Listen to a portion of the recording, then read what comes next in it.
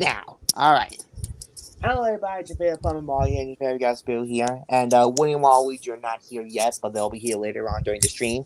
And we got JackTheMakerGuy with us. And we're doing this just for him because today is JackTheMakerGuy's 27th birthday. Yes, that's right. JackTheMakerGuy is officially 27 years old. He was born on July 3rd and 1998, and he's now 27 years old. So, in honor of his 27th birthday, we're going to be doing our long awaited next TV show stream. Yes, I know, again, it's been a while since we haven't done another TV show stream or anything, or movie stream, but we'll try to do more as often as we can, mainly because our crew has some work and other stuff. But yes. So, yes, we're going to be watching the same shows as we did last episode, which are Kai-lan, Diego, ToddWorld, The Proud Family, and Kim Possible.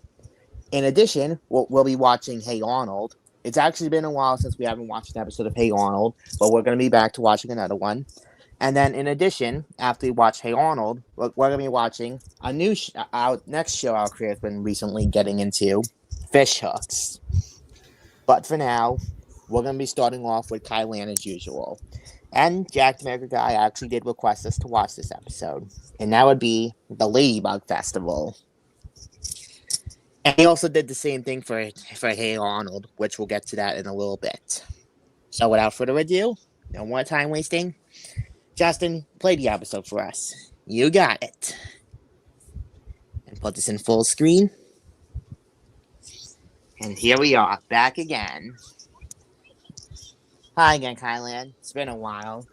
Ni hao. So, and fun fact, this was actually the first episode of season 2 of Ni Hao Kai-lan, the second and final season of the show.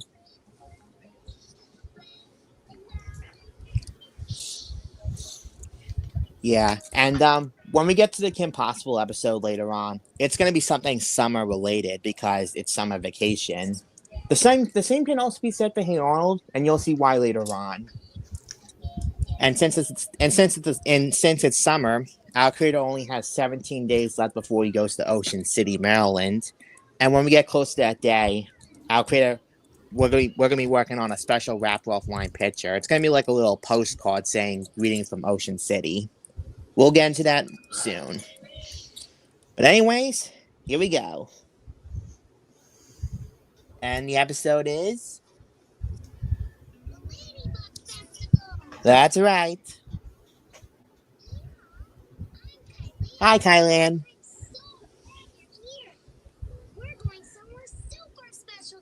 Really? Ah, the Ladybug Festival.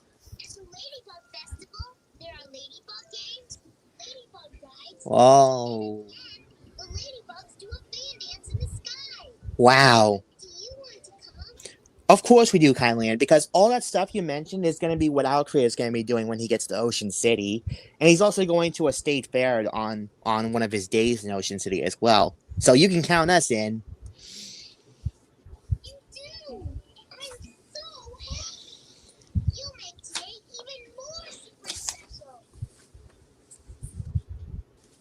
What's wrong, Kai-lan? Bless you. Oh, it's a ladybug.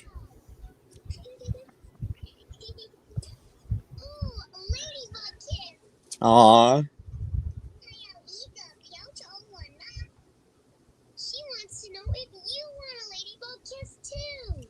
Sure, I guess. Go ahead. All right. Oh, thank you, I guess. You okay, Garfield? Yeah, I've actually never been kissed before. Well, by a ladybug, that is. I never expected to get a ladybug kiss. I mean, I get kisses from Arlene, but never. This is my first time I got a kiss from a ladybug. Yeah.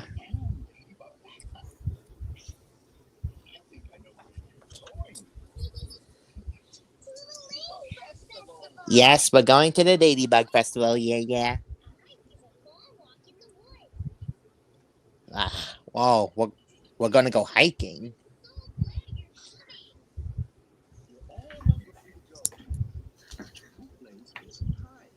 Oh, oh, yeah, good call, yeah, because Kai-lan needs to tie her shoe. Because that's a life lesson, folks. Do not go walking or running with untied shoelaces. Otherwise, you could trip and fall. That's right, Right, Luigi. me when I forgot how to tie my shoes. Exactly, SpongeBob, because that was from one of the early episodes called Your Shoes Untied.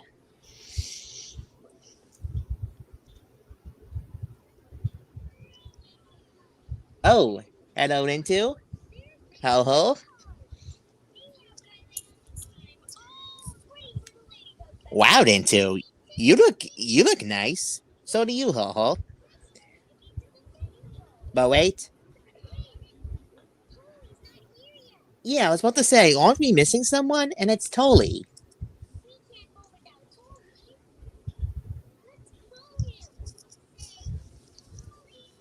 Tolly! Totally.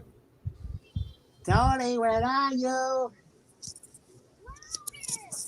Tolly! Totally. Uh, oh, figures. He's wearing the same panda backpack he wore in Kai-lan's campout. So that's a nice callback. Tolly's wearing the same panda book bag he wore in. Oh, is that Winnie Waluigi? Yep. Winnie and Waluigi made it just in time. We're still on Kai-lan. So Yeah. yeah. As you see, we're going on a hike with Kai-lan and her friends to the Ladybug Festival. And like we said earlier, Winnie Waluigi, on Monday, we'll be watching the Berenstain Bears by your request. Oh.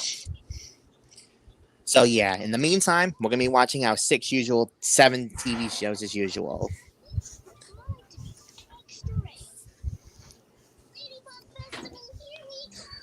Yep, it's time to go to the Ladybug Festival. Just as long as we don't get lost or anything, because some people get lost in the woods sometimes. I remember Liza got lost in the woods in that one Wild Thornberries episode when she was looking for the missing girl.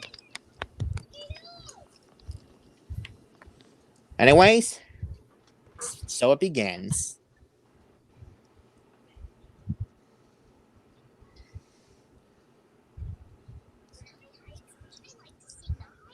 Well, I know my mom sent me to my half sister Willie's house for the summer to support her and all of that. Well, that's interesting, Jack. And yes, like we said, our creator is still gonna be watching Wild Pack Wild Pack. Yes, when he gets the chance. I mean, he has saw pictures and clips of it, and it does look interesting. He has yet to watch a full episode, so yeah. Anyways,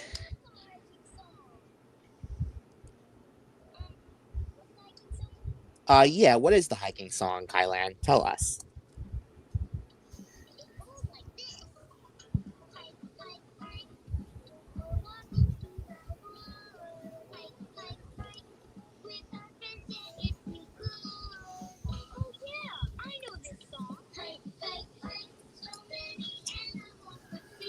Yeah, there's some butterflies, there's some rabbits, and bees. Well, in the words of Merlin and the Magic Mirror, that would be none of your beeswax.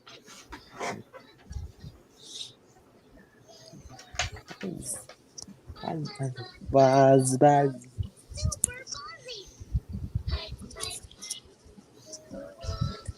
Through the woods. Wow, Rintu. You can sure I hold that note in. I remember when Wayne and I dressed up as bees once. Yep, that is indeed true because that was from the Buzz on Maggie episode, Spelling Bees. Our creator members watching that episode because he watched a lot of the Buzz on Maggie back in 2015. To this day, although it's been a while since he has seen some episodes, he still has a good knowledge in it. And we'll definitely watch another episode of The Buzz on Maggie soon when we get the chance. So, yeah.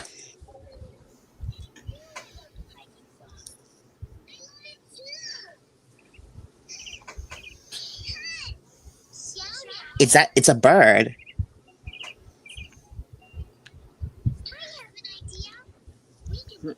Bird. Well, where's the bird? Oh, in the work I'm done from. Find the bird. All right. Ciao now. Cheerio. It's Peanut Butterfly. That is my name. Star Butterfly. Yep. In other words, Justin's love interest from him and Jack's series.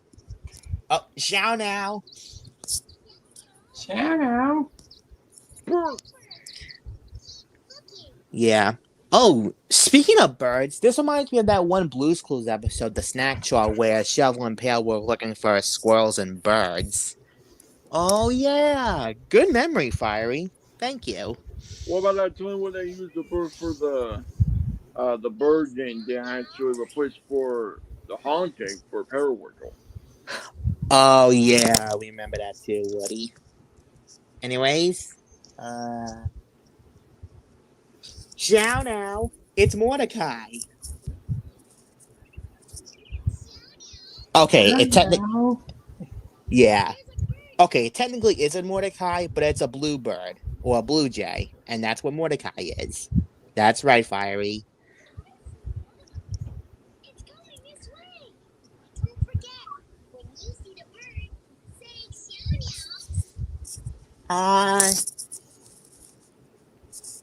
Ciao now.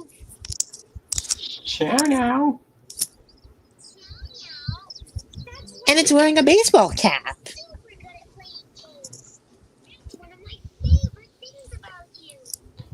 Oh, thanks, Kai-lan.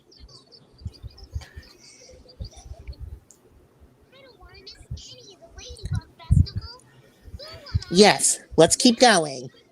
And speaking of birds, my former enemy Ludo's a bird, right? Yep, Ludo is a bird. Mordecai is a bird. Hey, Justin, isn't there one Fish Hooks episode that featured a bird too? That's right, fan club president. And I will be getting to that episode soon, which I remember that bird was voiced by George Takei. Anyways. And also, did you know that the voice of my father, King River, and Ludo, Alan Tucker's gonna show up at a mostly Comic Con, which is on a creative stage? Yeah, we did remember reading about that. And of course, Alan Tudyk is also the voice of every single Walt Disney Animation Studios character, from King Candy to Duke Weselton to the Duke of Weaselton from Zootopia to Hey Hey, the list goes on. Anyways, yeah, there are 4 cats, and we don't even know which one to choose.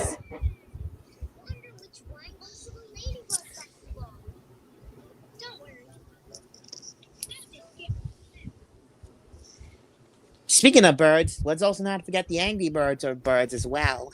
That's right, fan club president. Wait, Rintu, wait.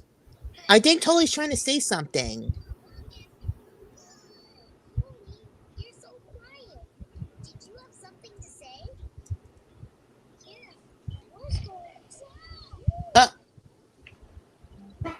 You cannot be serious right now. Did they just took away always speaking privileges? I'm afraid so, Waluigi, because apparently Rintu and Ho-Ho did not listen to Tolly when he was trying to say something. Yeah. Hey, if Tolly has the right to speak, he has the right to speak. Yeah, and second, you guys fell into a pond or river. Or a lake, whatever that is. Same thing.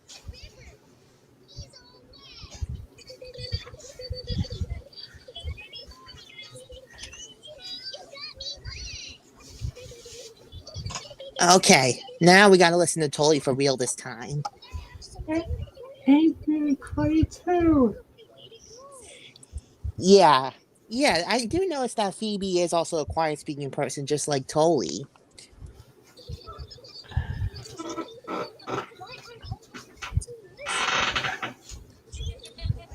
Be-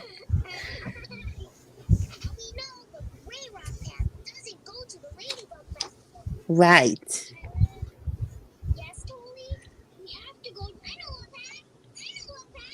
Ugh. You cannot be serious. They're doing it again.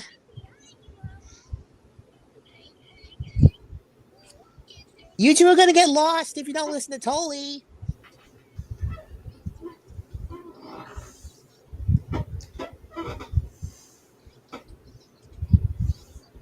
Exactly. That's why he was looking at the map. Like the map from Dora the Explorer. Uh, oh my.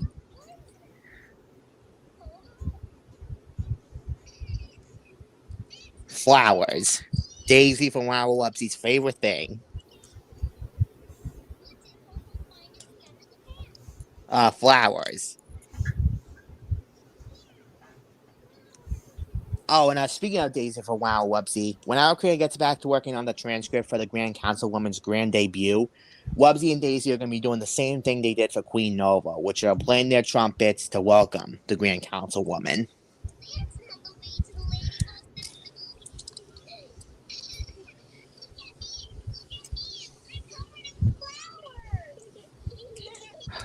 Okay. Okay, Rentu, ho ho. I think we need to listen to Tully for real this time. Seriously. Yeah. Listen. Yeah, listen to Tully. He is your commander.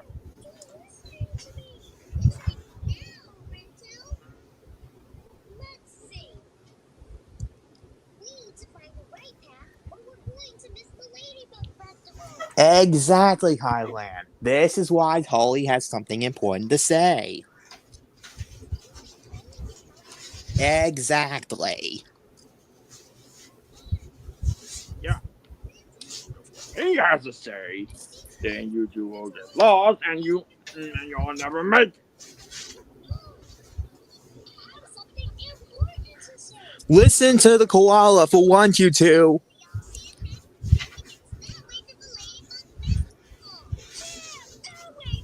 You. He does, Kai-lan. I can tell he's not happy.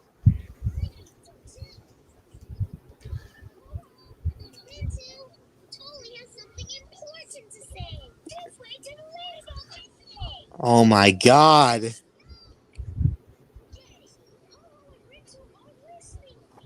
Oh, just great.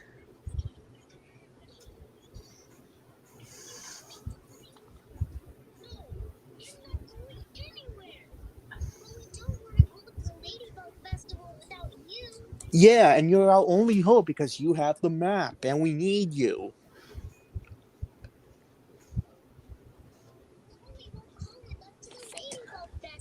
I know, Kai-lan.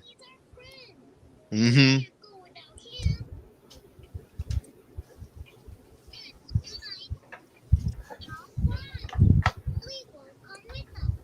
And we know why.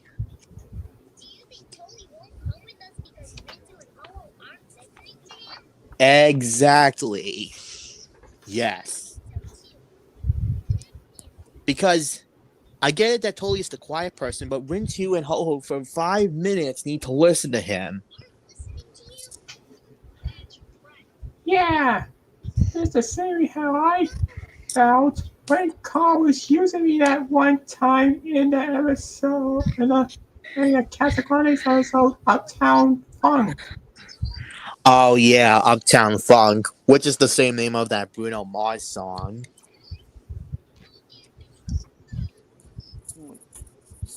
Hey, to Ho-Ho, please just listen to Toy for once. Yeah, well, Yeah, but I think you need to get your ears checked because apparently you two know you're always you read what's on the front and back. no, they're not.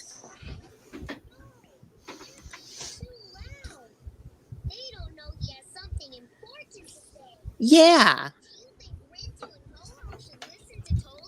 exactly. Huh? Because he's the one with the map and he knows which way to go.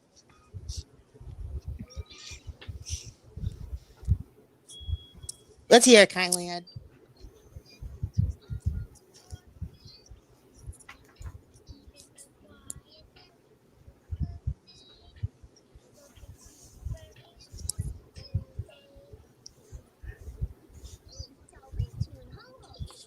Yes, for 5 minutes. Can they just be quiet? For 5 minutes!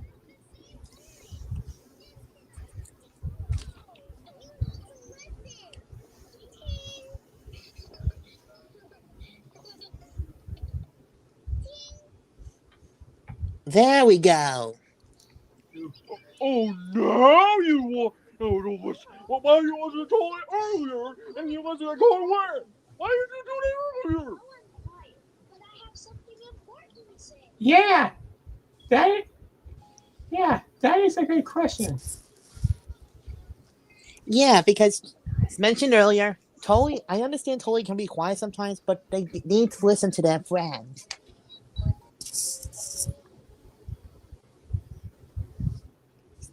I think you two owe him an apology. Yeah, what you said.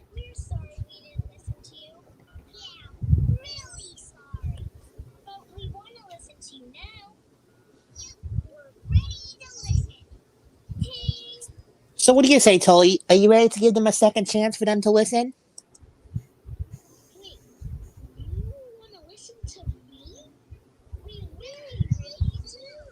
Yeah.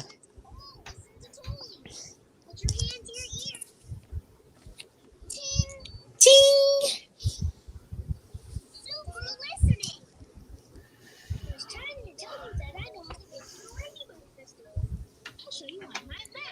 Yes. Tully's like the teacher, and we all need to listen to the teacher. Even though Tully isn't a teacher, but still.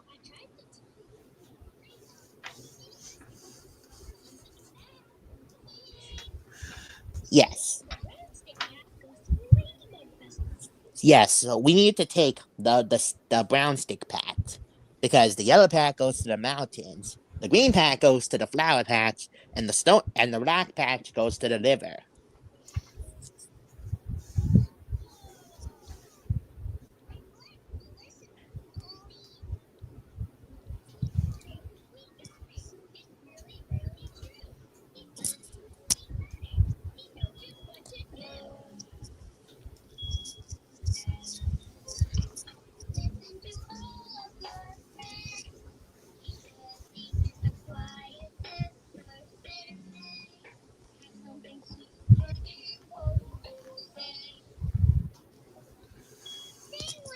All right. Into All your friends. friends. Yes, Even the even the quietest quietest person has a very important to say.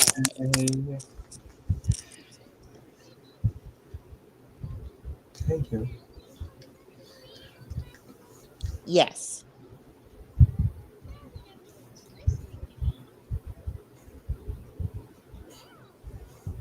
That's great to hear, Tony. I'm glad you're ready.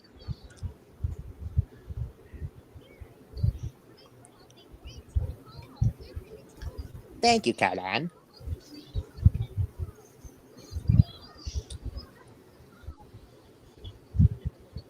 So we just have to take the. Oh, okay. I was wondering what they were doing for a second, but they were giving Tully a little push. Hey, kind of similar to when Lady McQueen was helping out the king in his last race after Chick Hicks crashed him out. And that was why Chick Hicks got booed by the audience. That's right, Luigi. Which he kind of served it for cheating. Yeah, because, well, in the words of that one meme, he freaking cheated! Yeah. Wait, quick, Mr. Whopper, Joe. Oh, The same way how I feel about Carl cheating. Yeah, we know how you feel, Adelaide. And with that out of the way, we made it to the Ladybug Festival. They got a Ferris wheel and bumper cars. That's what our crew is going to be seeing when he goes to Ocean City because they have a Ferris wheel there. They even got bumper cars. Even they got popsicles like those. Trust me. If if you guys ever go to Ocean City, Maryland one day, if you get the chance, there's a lot of fun stuff you'll have to try out there. Oh, hello, yeah. Didn't see you there.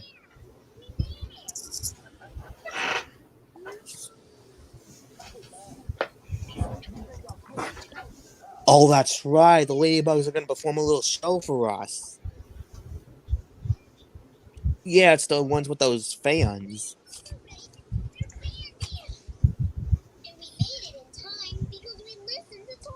Exactly. If Rintu and Ho didn't listen to him in the first place, we wouldn't have made it to the festival on time. So I'm glad Rintu and Ho finally listened to Tolly for once.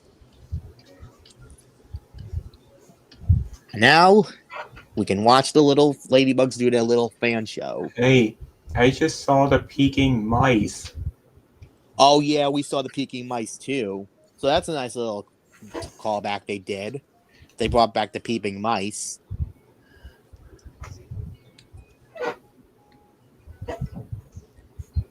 Wow.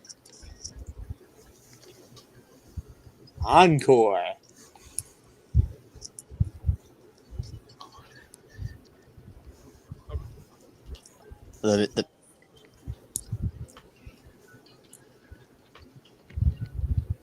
And they form a heart.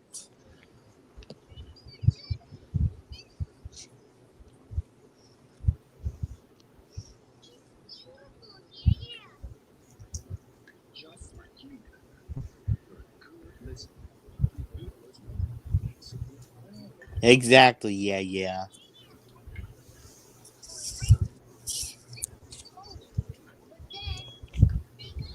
Yes, they did.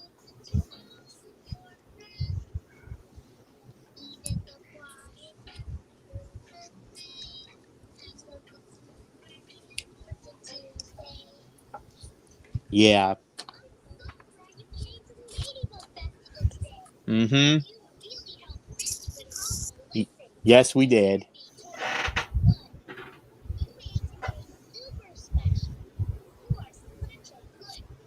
Thank you, Kai-lan.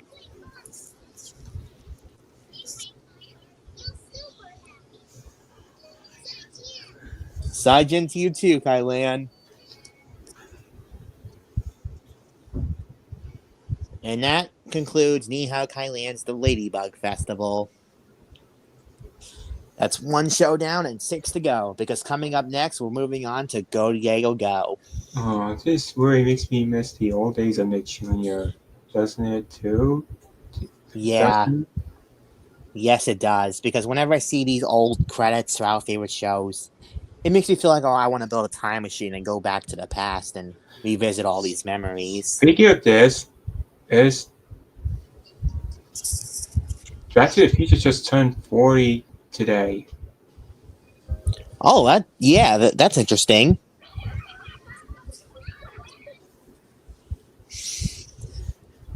All right. That's Ni Hao Kai-lan. Next up is Go Diego Go. And this is an episode that's featured on our DVD of The Great Jaguar Rescue. The episode also happens to be the first episode of season 2. This is called Little Kinkajou is in Beehive Trouble. So another episode that involves bees. We saw bees in Kai-lan. Now we got bees in the Diego universe.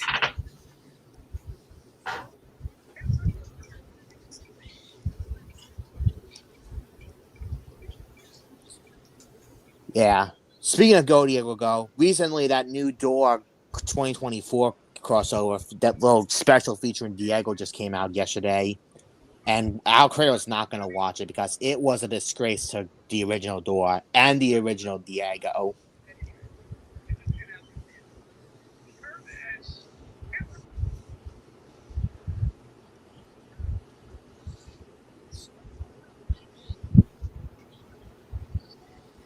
Anyways, let's not talk about the new door. Let's move on to Go Diego Go, the original one we grew up with. Hi, Diego.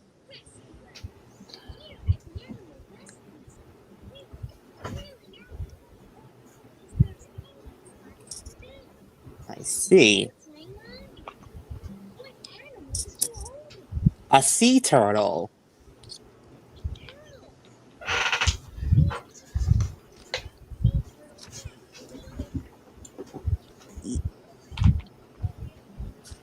See you later, Sabrina.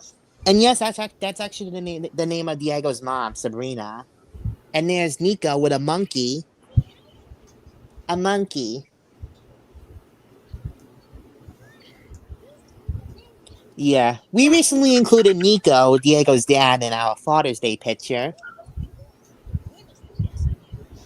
Buenos dias. I thought it's nighttime. Well, fan club president, it's because this episode takes place around 6 or 7 in the morning. I see.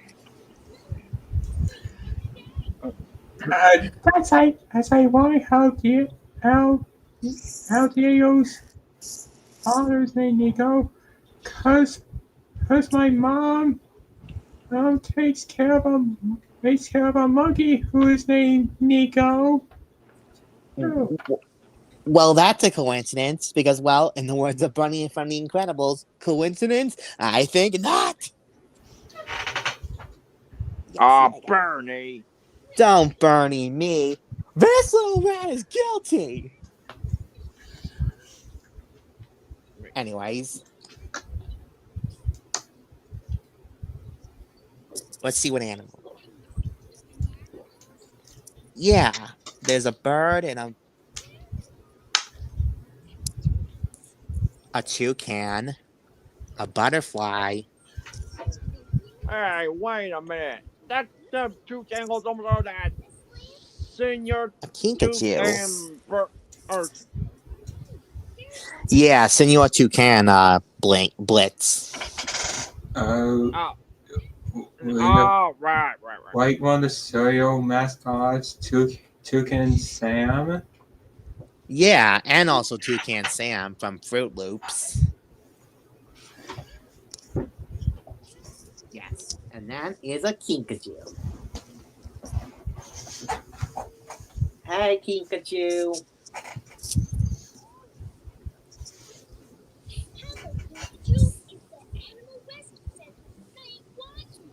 Oh, he's a night watchman, I see. Yeah, well, because as mentioned earlier, some animals sleep during the night, but others sleep during the day. And the kinkajou is one of them. I see.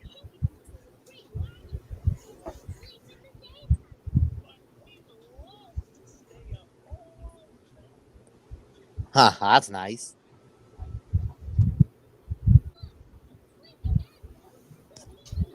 Yep, it's daytime for them, because here comes the sun. Yeah, that's actually the name of a Beatles song. Here comes the sun.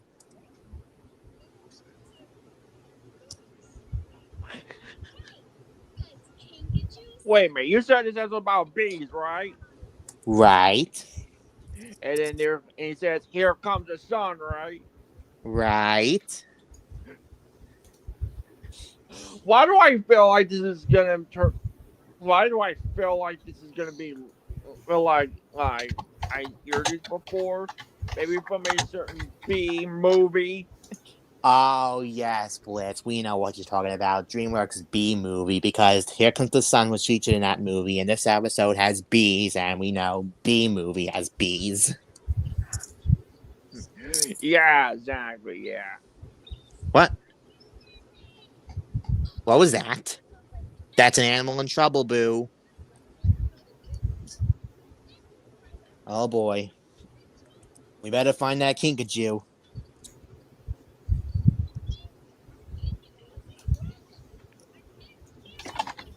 Oh, now we know what to do next. Adam Sandler movie.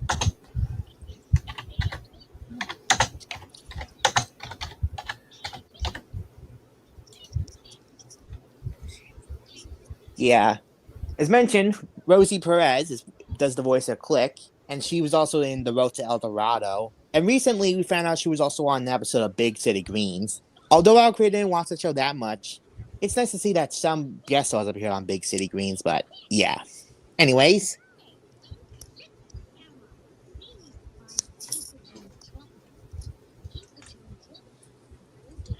Yeah. Alright, let's find that little kinkajou. What do we have?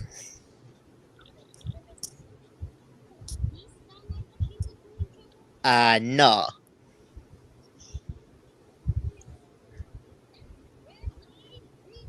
Yeah, it's a red-eyed tree frog. Next.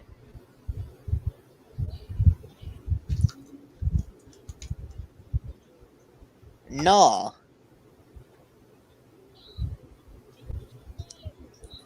No, yeah, no, yeah, that's not the kinkajou. That's Iago from Aladdin.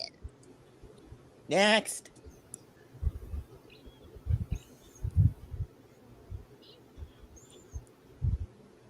Yep. Yeah. Yep. Well, in the words of that one meme, ladies and gentlemen, we got him.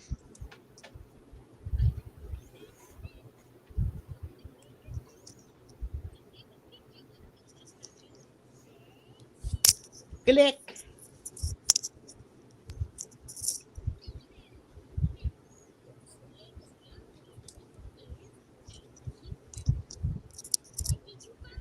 We found the kinkajou. Yeah, we found a Pikachu! We better find out why his son's in trouble. Okay, movie. Oh. Oh my, he's got a beehive stuck to his head. Oh, Barry B. Benson's not gonna like this. Yeah, let's see. Super zoom. Super Tim Allen movie. Yes. Yep, he's all the way over there. Uh-huh. And a river.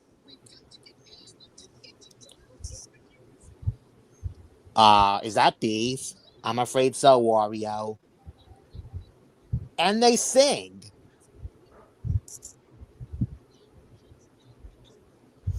Okay, Barry B. Benson has a lot of singing children he just raised after the events of B-Movie. And we gotta get to the little kinkajou before Barry B. Benson's kids return home and sting the kinkajou.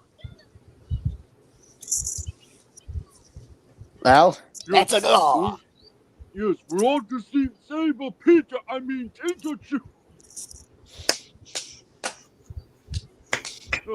sorry, the names are all similar. Pikachu, Pikachu. It's not the same. Squeak, squeak. Squeak, squeak.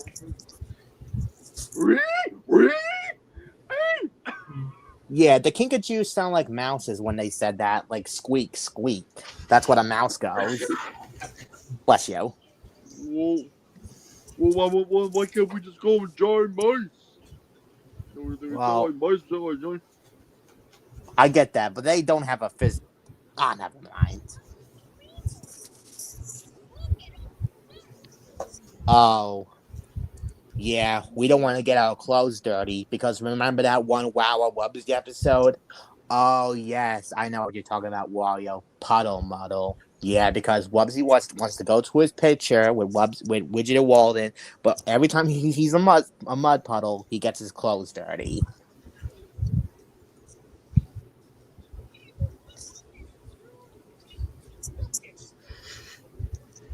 Yeah. Oh no, I hear the bees again. There they are.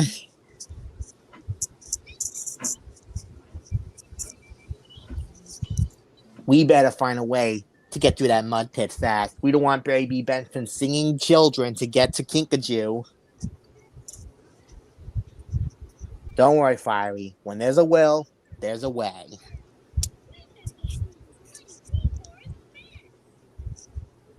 And just how are we gonna?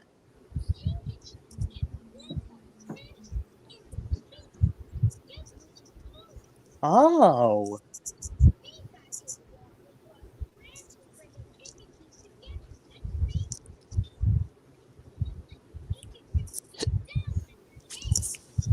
All right. All right.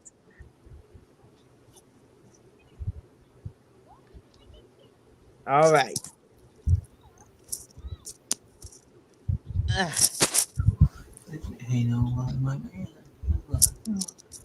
It's spiders. Carl Weezer's worst fear.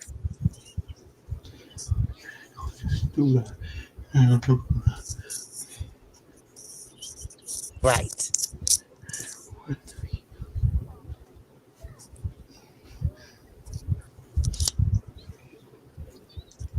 Those are snakes. Oh no, Mr. Snakehead just brought in his army with us. Yeah. And our Claire's mom does not like snakes. Ah.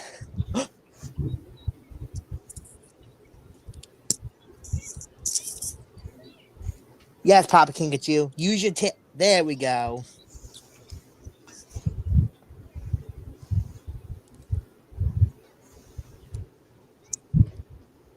Yeah. That Kinkachu's got a long tail just like Wubsy, because Wubsy can do some interesting things with that tail.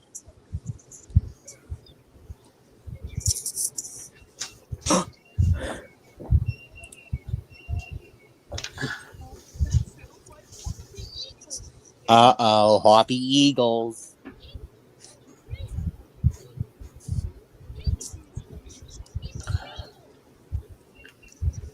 Gotta take cover.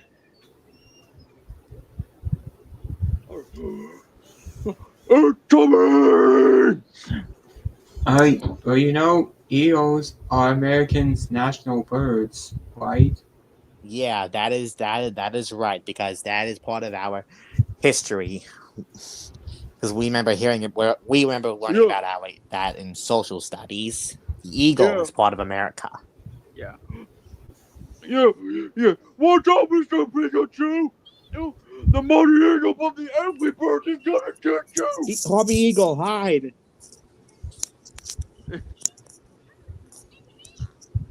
Okay. Yeah, if he gets you, he's gonna make you do American flag! Harpy Eagle, 12 o'clock.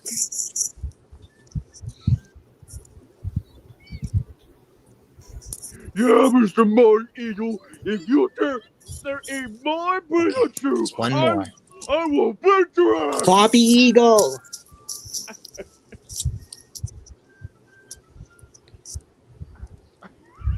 He made it. Oh my god, man, you are great. That's good. Is it over? Is it over? Yep, it's over. Okay, thank you.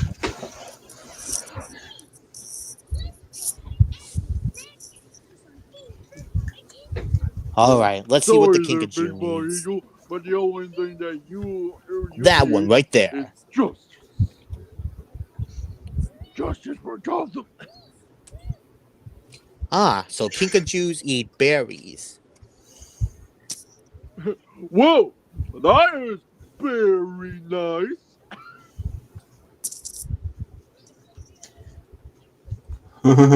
Good one, Clee. Your fire's not good at. There actually is a character on the rebel called Very Nice. Yeah. Really? Yeah. Yeah. I did not know that. Well, that's what you do now. Right. Squeak! Squeak! Squeak! Squeak! Hang on, little Kinkajou. We're coming to save you.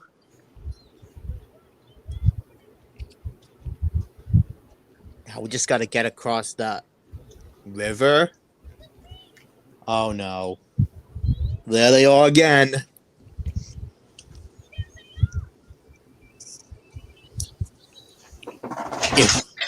if we don't get across that river, those bees are gonna come and get little Kingachu, and we don't want that to happen. Dang right, Garfield. Yeah, not that bees. I'm like,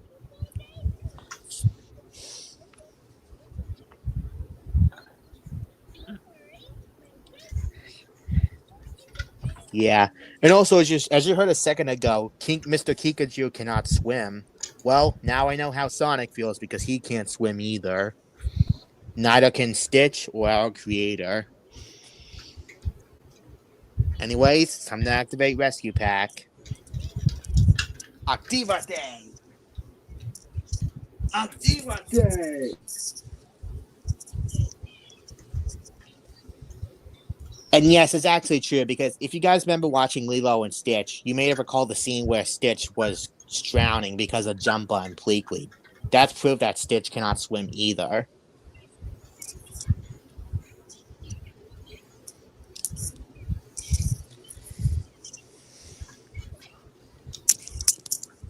Yeah. Okay, I know this is my first time watching Go Diego Go, but I've heard you guys said that he turns into a bicycle a lot. It's true, fan club president. But let's see he doesn't turn into one for this episode.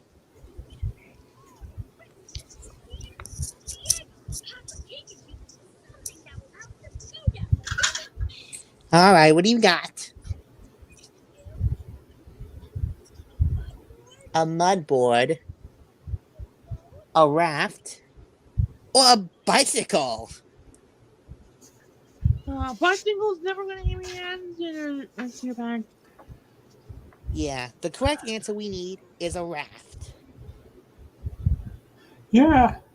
Definitely need a raft. Yeah, and we agree, Jack Wild. Yes, a boat, a raft.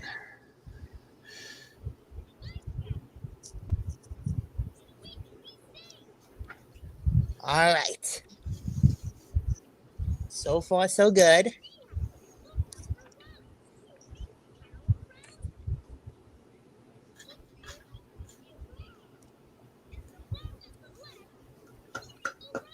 It's on the right.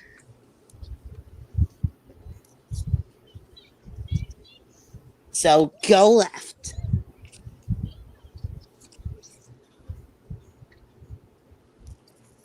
There's another one. This time it's on the left. So now we need to go right because that is the right answer.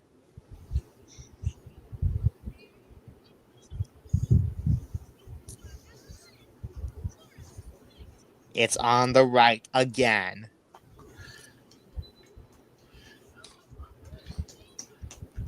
Yep. So back to the left we go. And did we make it? Yes, we did, Luigi. Okay, good. Oh, yeah, thank goodness. Huh? I think Alicia has an update. Let's see what she says. What is it, Alicia? Oh boy. Oh, she's right on that one. Here they come. Yes. We need to go super fast like Sonic the Hedgehog. Yeah. You know, my boy, well, not my boyfriend, but, Dr. Tambo's one, Nicholas Cage had to deal with bees before. You know that one meeting goes, oh, not that bees! Not that bees! Ah! Yeah, we know what you're talking about, Zordon. Alright. The left. Sonic the Hedgehog. That's me. Yep, that's you, Sonic the Hedgehog. And yep, it's the one on the left.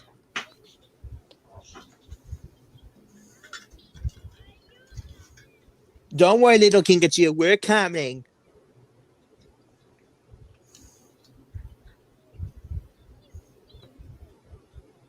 Oh, yep, they're getting close.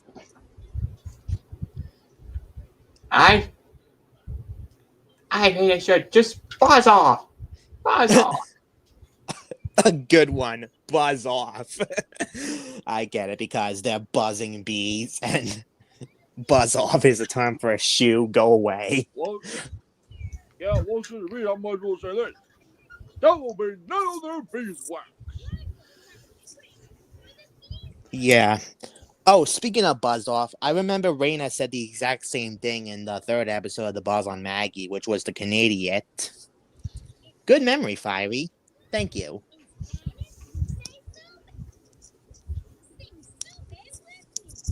All right. Sube, sube, sube. Sube, sube, sube. Sube, sube, sube. Sube, sube, sube. Sube, sube, sube. Sube, sube, sube. Sube. You're welcome. It's gonna be okay, little Kingachu. We're right here. Yeah, we better pull him out. It's not gonna hurt, little Kingachu. Hold still.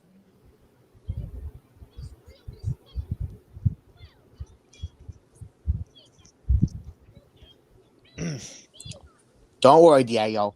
I'll help you. Hold on. Come on. Oh, thank goodness. All right, let's get out of here before Baby Benson's kids come. Okay, good. We made it.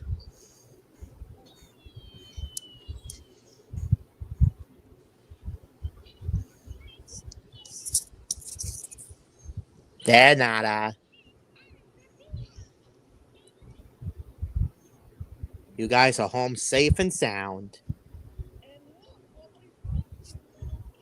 Also, I also see a chinchilla on the little thing for Diego's food.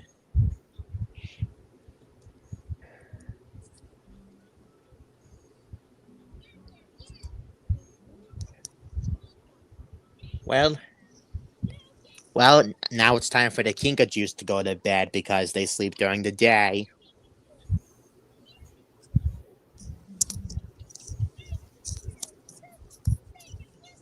Kinkajou. Kinkajou. Kinkajou.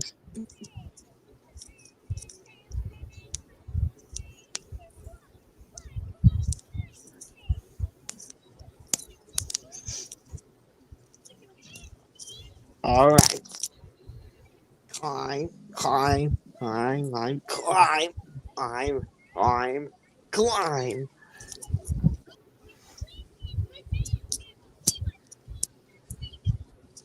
Yup. Squeeze.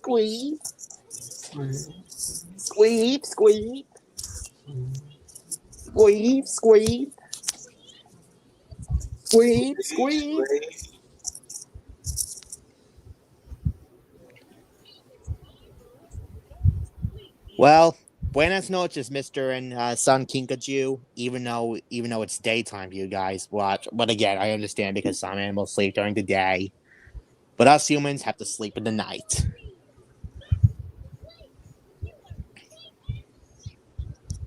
All right, let's review.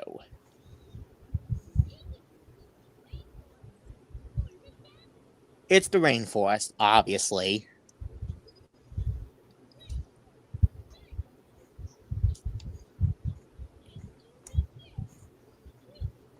They eat fruit. The only people I know who eat fish are the penguins of Madagascar because you know what Skipper would say? Looks like it's going to be ice cold sushi for breakfast.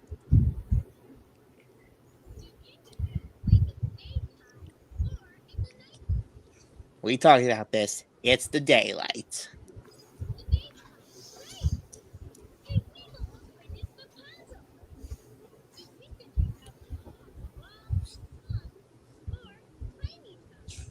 They have long tongues. Humans have short tongues.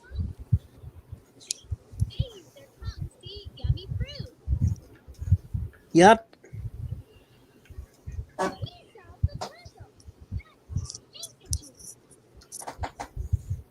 Yep, and we know where this goes.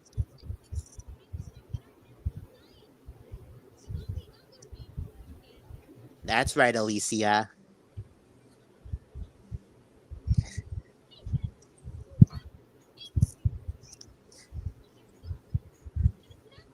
Together.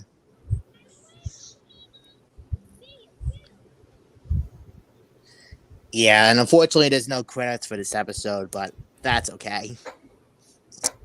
All right, that's Diego. Next up is ToddWorld. And this episode is going to be called Todd Time. Hi, I'm Todd, and this is my world. Oh, it's back to the world of ToddWorld we go. So this episode is called Todd Time, yes. And yes, your eyes do not deceive you. That's actually Todd eating macaroni in the bat. Oh, so is this like Todd doing things by himself? I know. Exactly. Cheese in a blue bowl. Yeah. Well, that's a life lesson. Do not eat food in the bat, because if your food falls into the bat, it's going to get soggy. Exactly, Fiery. I didn't know your food would get soggy if you leave it on the bed. Don't sweat it. Yeah. Okay, have fun. Okay, so Benny's going to make something with that corn. Oh, well, in that case, I better leave my children on the tray then. I know. Hi, Benny.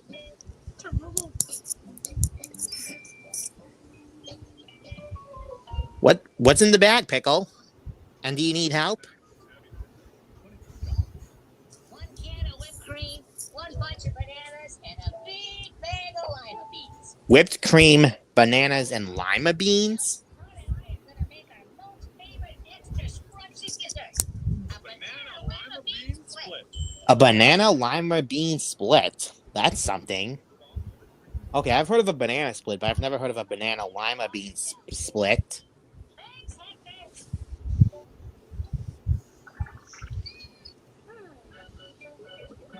Yeah.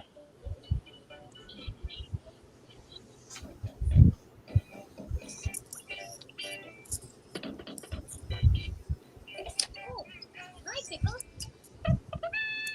This is your lucky day, Toto. You are invited to help me eat our most favorite extra scrumptious dessert.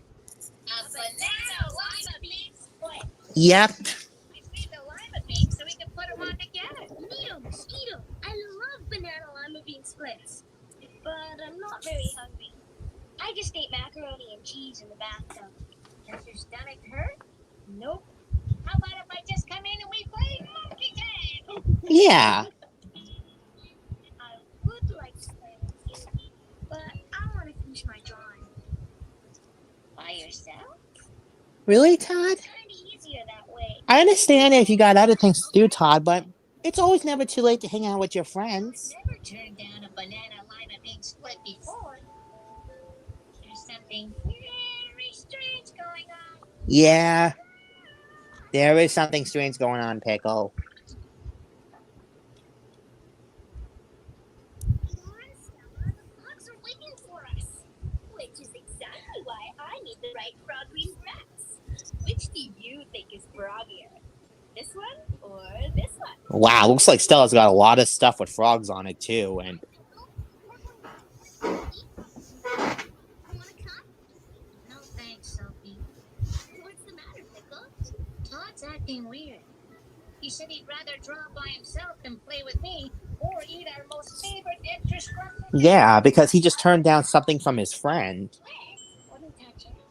That is. Todd feeling okay?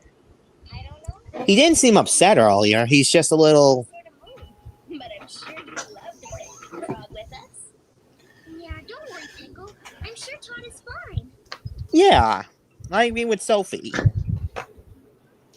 Oh, that's right. I forgot he wears underpants on his head whenever he thinks. Todd.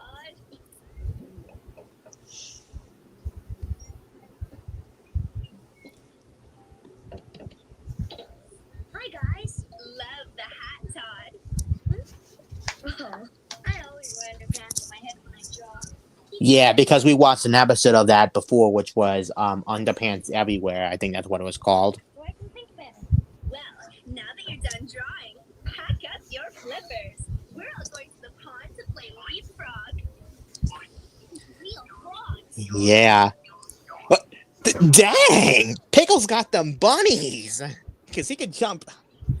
Wow. Stella's got bunnies too.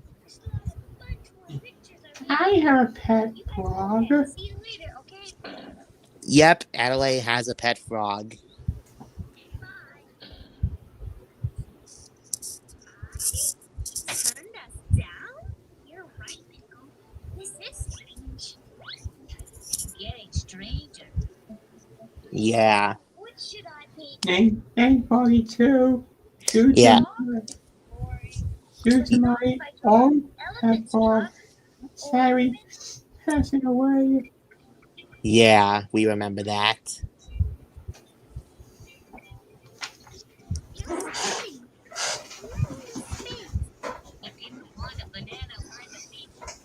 He didn't want to play leapfrog.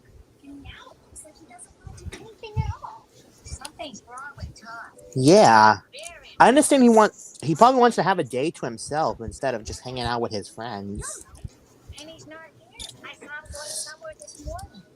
But they're gonna talk to. No, having fun with yourself is a song a good idea because Now I know something. you Yeah. won't have nothing to do and stuff. Exactly. It's always best to hang out with your friends. It's more funner. Well, just have to cheer Todd out. We'll find so much fun to do. He won't be able to stay sad.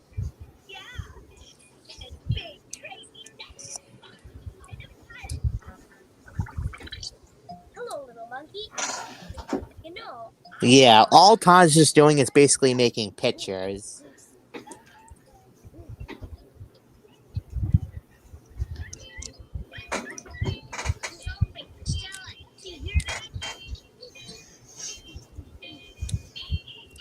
Todd is sad. He's crying. No, he's not Pickle. He's just imitating a monkey. That's all.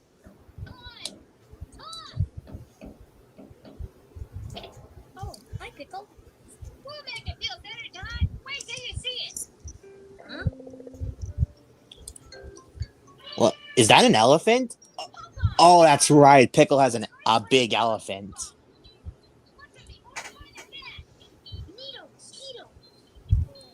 Riding an elephant does look like fun. But I'm in the middle of drawing something that I really want to finish.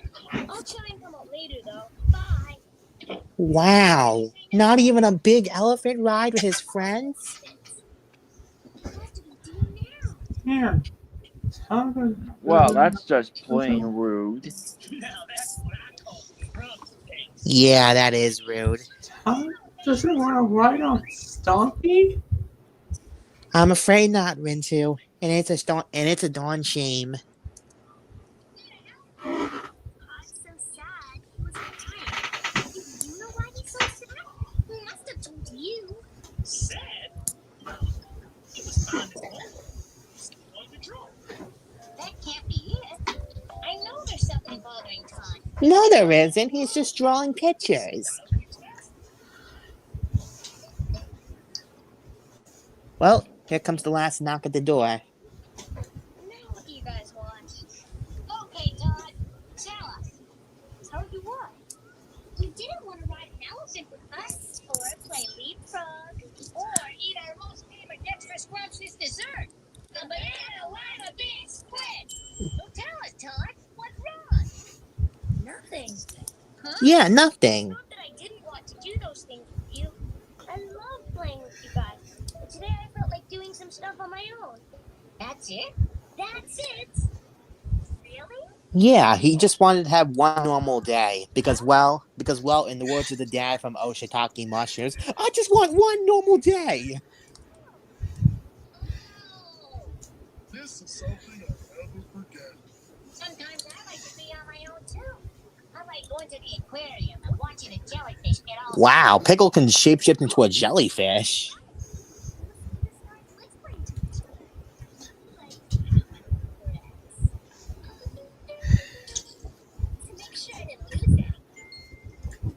I get it, Todd.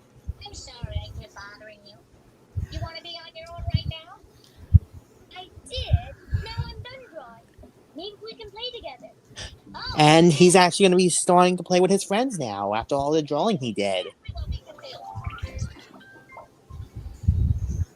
Oh, popcorn.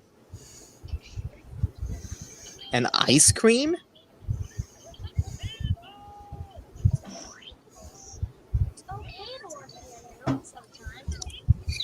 And it's also okay to eat a banana lime bean split with your friends. With a cherry on top. See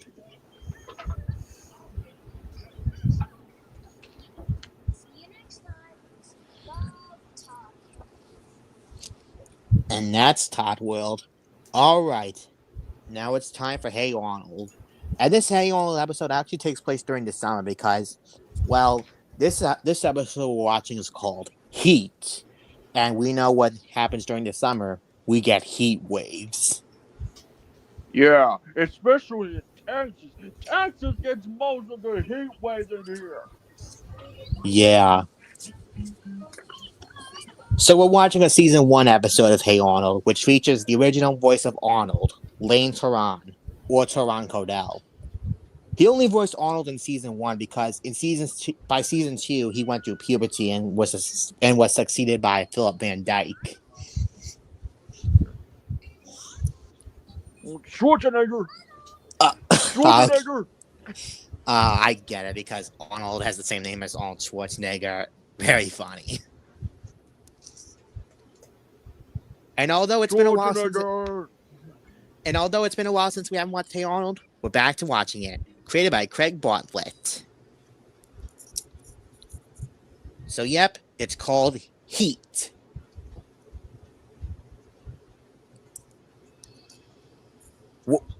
Arnold's climbing up a big scoop of ice cream.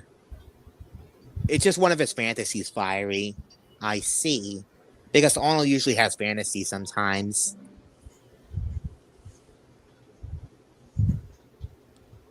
Oh, I could use some ice cream right now. Yep, see, it's just a dream.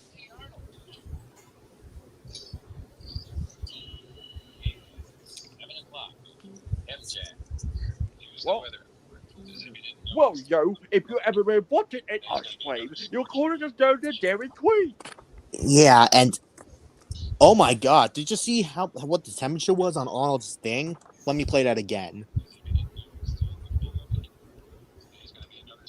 106 degrees.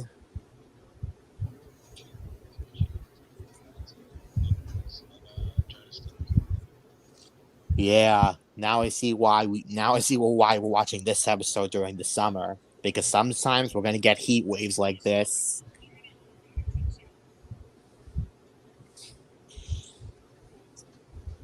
Even the poor dog.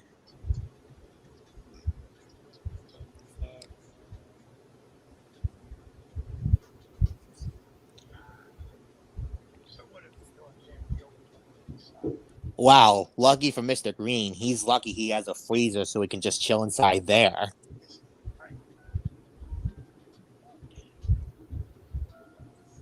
Okay, for some reason, Iggy is just putting some whatever that is on his face.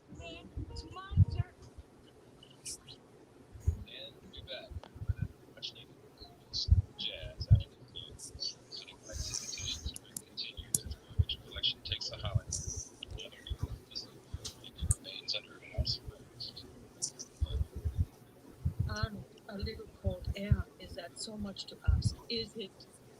Yeah, we know. It's 106 degrees out.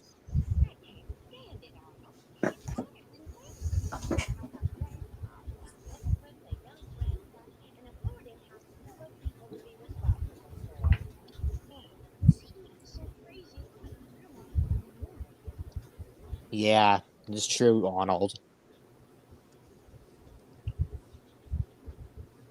I'm telling you, one good shot of deep ball, and we can get ourselves some great cross ventilation going here. Well, they're lucky they still have an AC, but it's not they have to stand near the AC in order to get air. Never mind. It broke.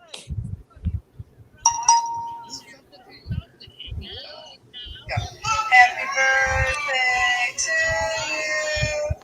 Happy birthday to you. Happy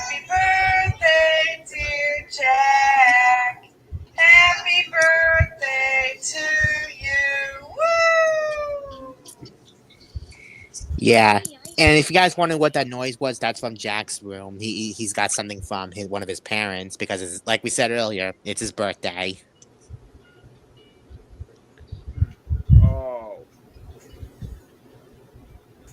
Everyone's buying all the ice. What's wrong, Arnold? Okay, he's got one last bag.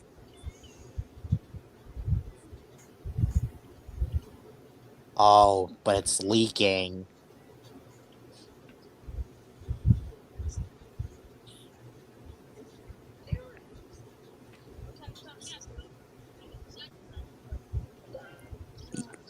Yeah, it melted.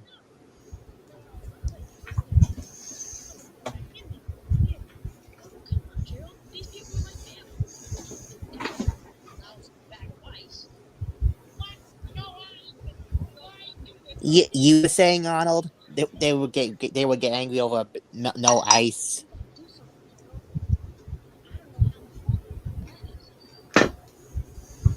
A fire hydrant, of course. Fire hydrants have water. Oh, but the only problem is fire hydrants are very, very tight. Oh, well, at least they got it. Never mind.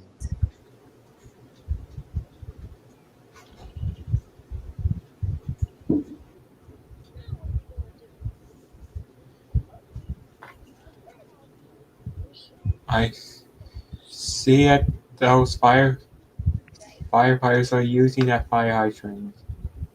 Yeah, that's why. Because they were using it to put out the fire in the building we just saw a minute ago.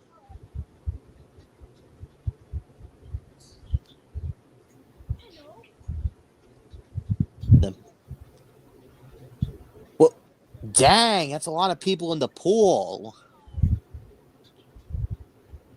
Oh man, this reminds me of the opening scene from Diary of a Wimpy Kid. Cool. Yeah. This reminds me of that one scene from Diary of a Wimpy Kid Dog Days where at the beginning of the film, Greg and his family went to a pool full of people like that.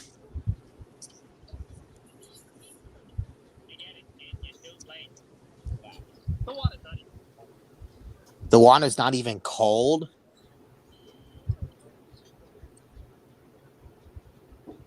Dang.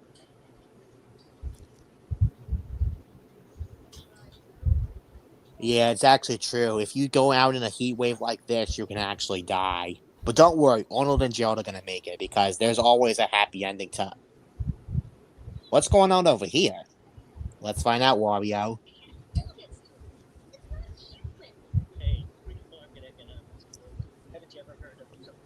Yeah. And not only does Dan Castellaneta voice Arnold's grandpa, but he also voices the Jolly Ollie Ice Cream Man. In other words, that is indeed the guy who does Homer Simpson as well as various other characters on The Simpsons. He also voiced Thing 1 and Thing 2 in the live-action Cat in the Hat movie.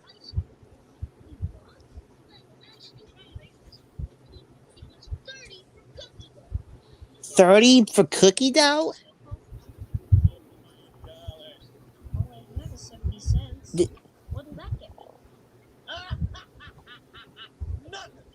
Dang, this ice cream man is greedy.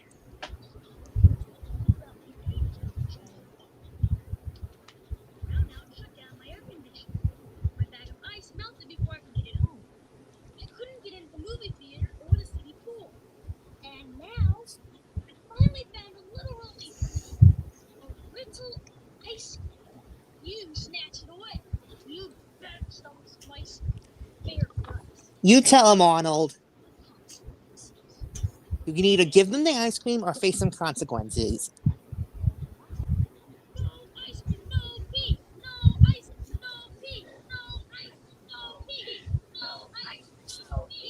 Yeah, no ice cream equals no peace.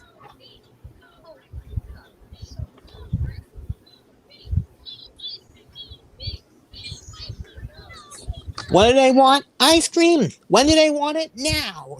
That reminds me of that one scene from the Waggles My Life episode, Waggles Happy Sack.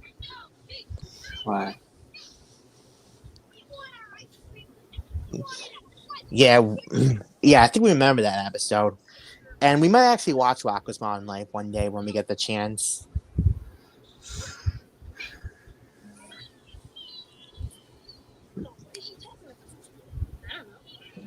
Wait, Helga?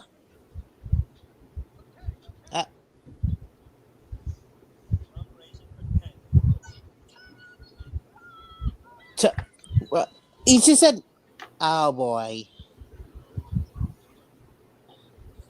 I don't think this is a good idea.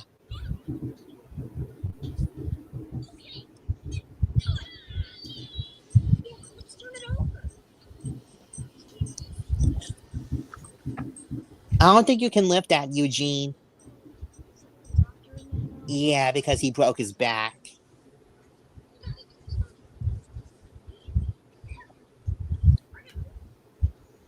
Yeah, Arnold. What are you gonna do? What are you gonna do, Arnold?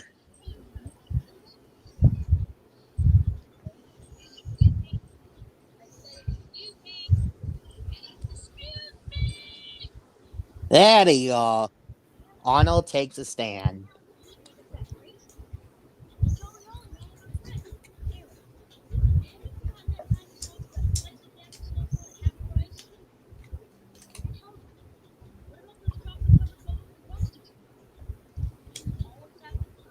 Yeah, he always has everything in stock.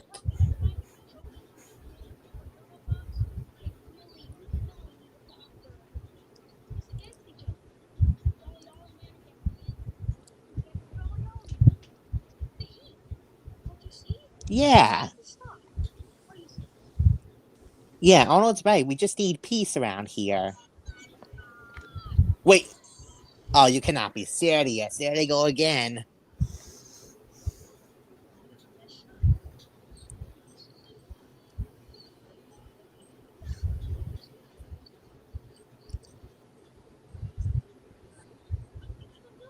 Yeah. Wait, what the? Rain! Of course! Because rain gives out water.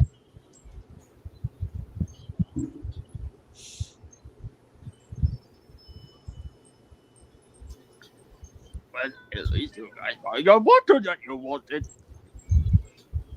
Yep. Rain is the answer to everything if we go through a heat wave.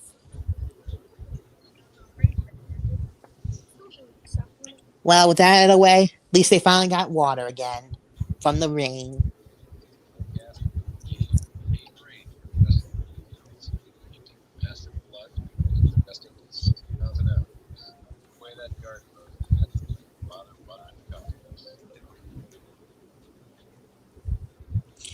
And that concludes Hey Arnold's Heat. We'll watch a full-length episode of Hey Arnold when we get the chance, probably for the next stream.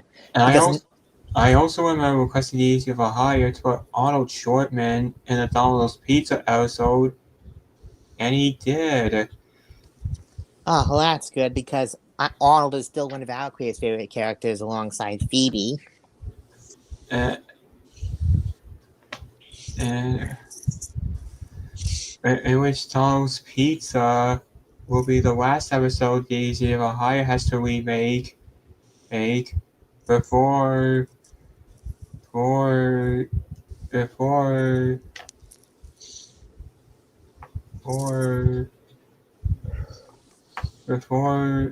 continuing working on the Best Buy episode. Yeah, that's good. Alright. So anyways, now it's time for Fish Hooks. This is the episode I last left off on. I didn't watch this episode yet, but this is the next episode I'm watching on the series. So, now it's time for Fish Hooks.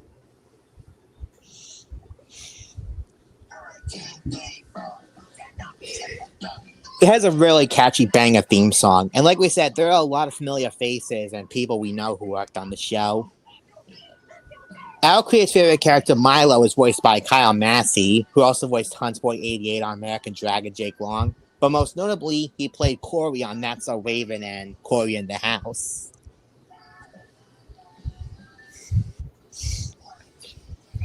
Who's that knocking at my door? 6, 7, 8. Hurry up and don't be late. 9, 10, 11, 12. Got a secret I can't tell. Flag your fins. School's out. Ring the bell. This is Fish Hooks. This episode we're watching is called Funny Fish. And what's interesting is that every episode they actually show the credits, the list of actors who appeared in the episode at the beginning rather than the end. Which I kind of find weird, but okay then. And also in this episode we have Maxwell Adams, who is the creator of Billy and Mandy. We also got John DiMaggio, the voice of Food Dog and Dr. Draken. And we also got Roger Craig Smith, the voice of Sonic the Hedgehog as Pass. Dana Snyder, the voice of Scratch from The Ghost of Molly McGee as Mr. Baldwin, and even Jerry Stiller, the father of Ben Stiller as Principal Stickler. And this episode is directed by C.H. Greenblatt, the creator of Chowder and Jellystone, and the voice of Fred from Billy and Mandy. Alright. Let's see what this episode is about.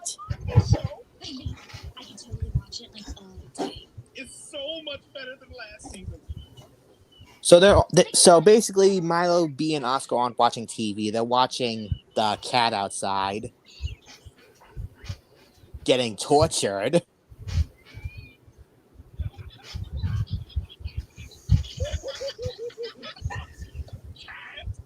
In a bucket. As you can see, Oscar and B are laughing, but not Oscar.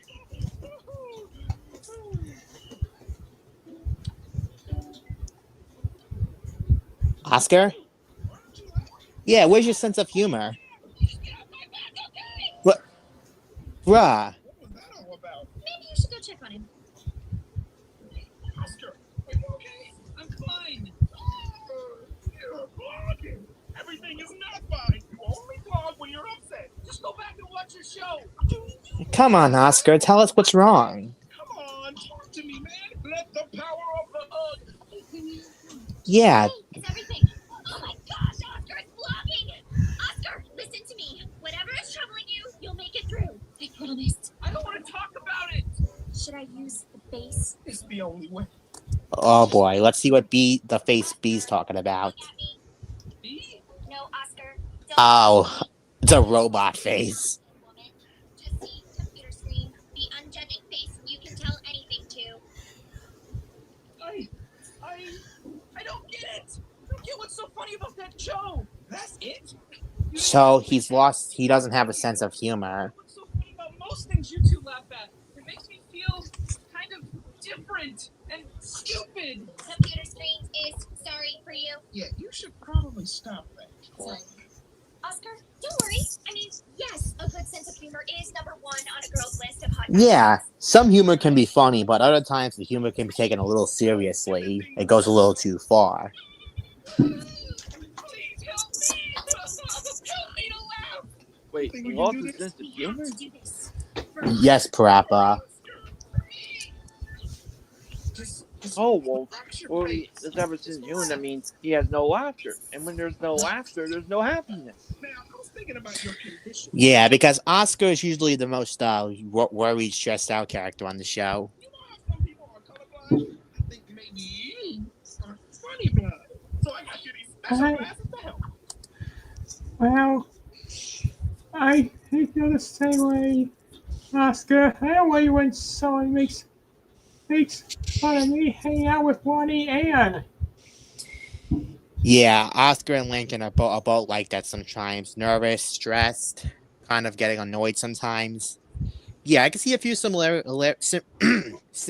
between the two. Now you're ready for the masters to teach you what's funny. Oh, I hope this works. Okay, Milo, it's your script. Alright. I'm more of a wing it kind of guy. Improv. I can do that. Alright, let's see what they're gonna do. Oh, the typical knock-knock jokes. It's your line. It's your line. Oh, okay. Read me it again. Knock, knock. Who's there? Thank you and good night. No. See, this is why we need a script. Yeah, Milo. You're supposed to say, who's there? Because that's how the knock-knock jokes usually go. Script for sucker.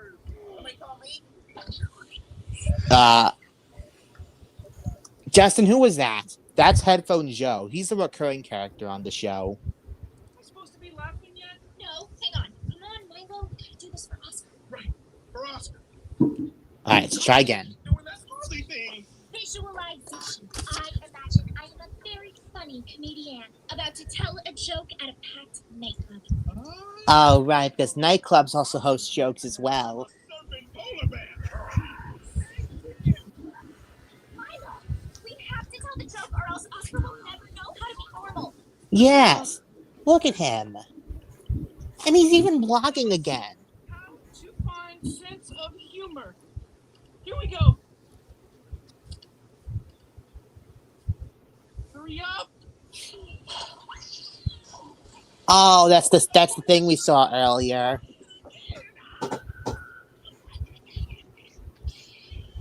The cat being attacked by those snakes. Bruh, Oscar literally tried flushing himself down the toilet. Yeah, Fish Hooks has a few interesting humor sometimes, puns. It's no use, Milo. Never gonna learn how to laugh at anything. Hey, you remember that time when you bet me I couldn't fit 20 apples in my mouth? Yeah, you sure do love apples. And grapes. They're healthy. But I knew there was no way I was gonna fit them all in, so I just pretended to do it. What? He pretended? I gave you $20 for that. Exactly. See, if you pretend to laugh at everything, everybody will think you have a great sense of humor. People will like me? Yep. I'm sure they will, Oscar. Just give it a chance. Laugh at everything. Besides, laughing is fun. Do it. That's the spirit. That sounds like a dying hamster. Try again. Oh, come on, you can do better. Laugh like you mean it. Be a man. Give me a Be a happy man, Oscar. Okay. Yeah, that's a little too far there. You don't want people to think you're a psychopath. Yeah, it makes you act like all goofy randomness. Is it chocolate or is it butter? If that's what he said, that's not tapioca pudding. That's shampoo. Good one, Milo. He thought it was pudding. Oscar, you're laughing. Good for you. All thanks to Milo.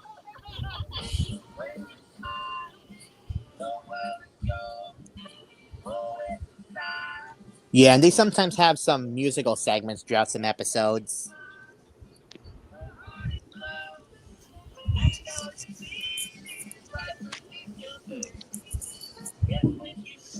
And everyone's laughing kind with of like him. me and Ami's show. We have musical segments in our show sometimes. Exactly, Yumi.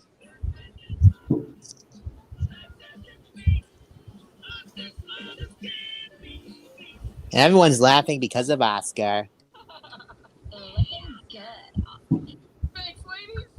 I was down in the dumps since my dirt pile got knocked. And that's Maxwell Adams' character right there. As mentioned, that's the creator of Billy and Mandy, because he also worked on the show, not as a voice actor, but he also directed and developed the show as well. But your laughter made me all happy like it. Sounds great. If we laughed at anything, I guess. And we got some God people. Oscar, I want to see you in my office. And that's Ben Stiller's dad, Jerry Stiller, as Principal Stickler, the sea urchin principal of the school. And if you're probably wondering, is that the guy who did Pretty Boy from Teacher's Pet, aka Leonard's Parrot? Yes, that is the same actor.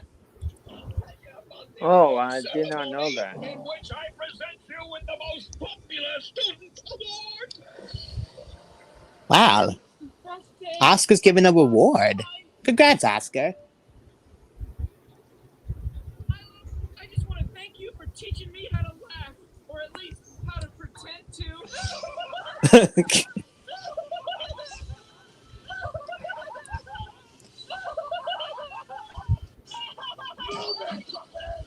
And that was John DiMaggio you saw a second ago. It's JackTheMakerGuy.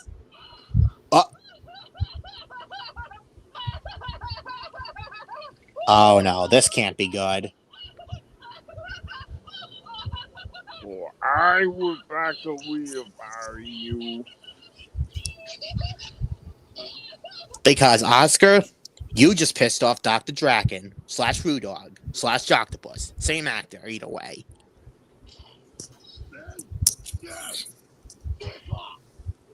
Oh, I see where this is going. He's challenging Oscar to a little fight later on. Just like that Harold episode, Helga versus Big Patty, where after Helga made fun of Big Patty told her to meet her after school, so they're gonna dance. Or in other words, fight.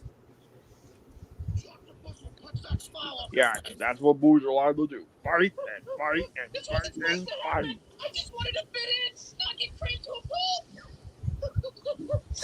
Wait, don't you go nowhere. And that's Roger Craig Smith right there, the voice of Sonic the Hedgehog as one of Joctopus's goons. Yeah, Joctopus gets cranky if he doesn't do his daily punching. I like raspberry cake. Dang. I think so. Okay, everybody relax. Maybe if I laughed at everything, I'd be more fun to hang out with. Yeah, well, Oscar took the laughing thing a little too far. Oscar, I like you the way you are. That's what I said. Milo, Oscar needs our help right now. Wait, Oscar, I've got it. You can just pretend to laugh. Yeah, Pretend? that's the idea that got me into this mess. I know, but this time it'll be even more genius. Are you sure that's a good idea, Milo? This is serious. Joctopus' time's valuable. Oh, Joctopus! And there he is. Well, let's see how this goes. Never as a bubble, it felt so good. It's okay, Oscar. You still think that's funny? Oof! Dang! What's wrong with you? What kind of freak likes getting bullied? Go ahead, Dr. Boss, give him your worst. I love it. Seriously, you're freaking Joctopus out. Wow. It might be working. Along like you're the Joker for Batman. Oh. Now everyone's laughing at Joctopus, even his goons. Why are you all laughing at me? Wow, it actually worked. Good. Yeah, Laughing at everything. all right, but there it is. Don't forget paper. Yeah. Okay, coming back to Joctopus, if there was a fight between Joctopus or Big Patty, I don't know who would win because both are the strongest people in school. Did it, Oscar? You survived. I knew you could do it. I guess I did. You know, if Joctopus was smashing my head on the ground, I had to feel bad for the other guy, Joctopus. Yeah, same here, because although Joctopus may be a bully, there are some times where he has his moments too. Yeah, just because of bull. Yeah, because hey, sometimes a person that feels down the outside does feel have a good on the inside. Exactly, Buzz.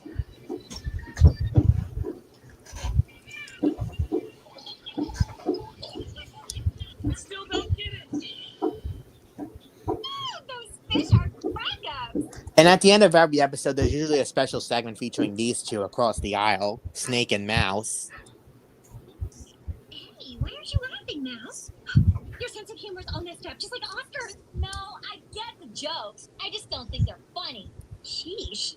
Well, what do you think is funny? Yeah, tell us, Mouse, what makes you laugh?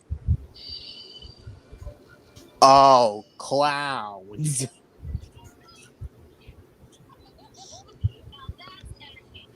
Clowns. Very funny.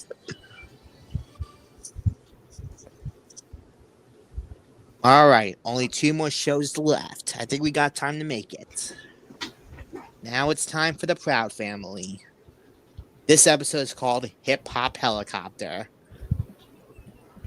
Al Creed had mentioned about this episode during the review of the Proud Family with Ann and Haley. Yeah, that's it. Shake what your mama gave. So we got Michael helping Penny and her friends get on Hip Hop Helicopter, where they're doing some little fresh dance. That's right. We're gonna turn that damn contest out. Wow! I can't believe we're gonna be on Hip Hop Helicopter. Wow. So basically, Hip Hop Helicopter is the Proud Family's version of Soul Train. I think that's what it was called. Or American Idol, or America's Got Talent, something like that. Michael, don't say that. Calm down, Footloose. We're definitely gonna be on Hip Hop Helicopter. And here comes our hookup man. And our hookup just happens to be Monique. Wow. That's your cousin's car? Yeah. She's from the other side of the fence. You need to slide with the money? So Something like that, La Cienega. looks like you ain't got no money. Hey, Bethany. What's up, cuz? And these are my friends. So we have Dejanay's cousin Bethany. And Bethany is voiced by Shaw Jackson, who also played Monique from Good Burger. Just wanted to let you know that you're on the show. So yes, that is Monique from Good Burger voicing Dejanay's cousin. And they apparently got onto Hip Hop Helicopter. Also, Hip Hop Helicopter, I actually like this episode. However, there are a few controversies on it on YouTube where they talk about what went wrong with the episode. You'll probably see why later. But for now, Hip Hop Helicopter is still a great episode of the show.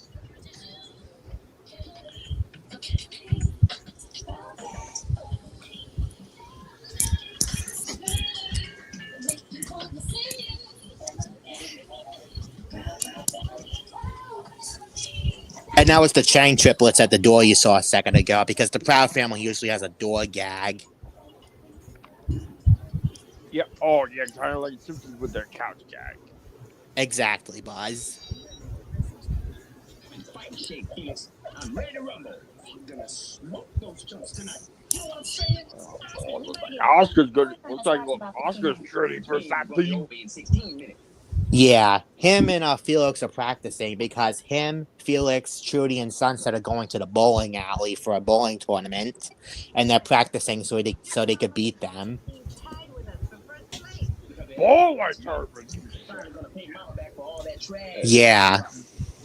So, you just hear me? You know, that actor used to thank to a video of, I remember what it's called, Lexo Jr. Goes Bowling. Oh, Luxo Jr. goes bowling. Yeah, apparently there's like, it's made by some guys, HR band, I can't remember the numbers. But Yeah. he makes like a series of Lexo Jr. shorts, and one of them shorts is about going bowling. Oh, yeah, I think we remember that one. I'm on the show every week, and there's nothing but good, wholesome fun. Yeah, so apparently Oscar doesn't want Penny to go on the show because he knows there's going to be boys there, and Oscar doesn't want Penny to be hanging around with boys. And also, look what he does to BB and Cece right here. He does some weird whack dance in front of BB and Cece. And he just made them cry. I'm scared myself. Only an irresponsible parent would allow their daughter to go on. You just embarrassed yourself, Oscar. Why, of course, honey. And yes, apparently Oscar Proud has the same name as the fish from Fish Hooks, because Oscar is a typical name. And not to mention the Shark Slayer from Shark Tale. That's right, Well, Luigi. I was gonna say that. I thought you were gonna say that he also has the same name as the Shark from Shark Tale. Oh, what a coincidence.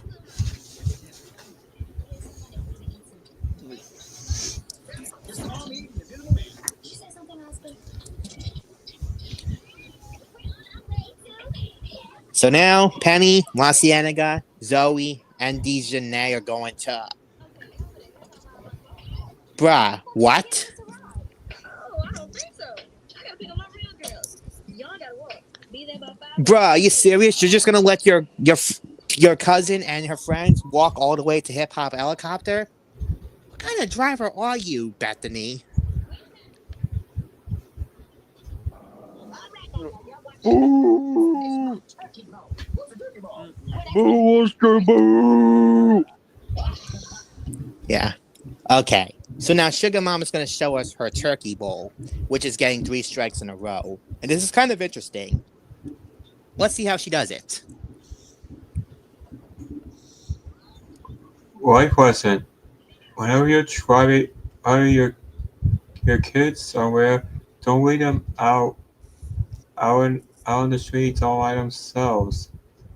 Yeah, because what Bethany did earlier was just messed up. She was going to take them to Hip Hop Helicopter only for her to just kick them out of her car and just leave them to walk the rest of the way. That's just rude and disrespectful. So yeah. That's not 3 strikes. There's only 1. Yeah, so as you saw with the turkey strike, apparently Sugar Mama got all those 3 pins in the different lanes down at the same exact time. And Pappy says, personally, I count 6 chins.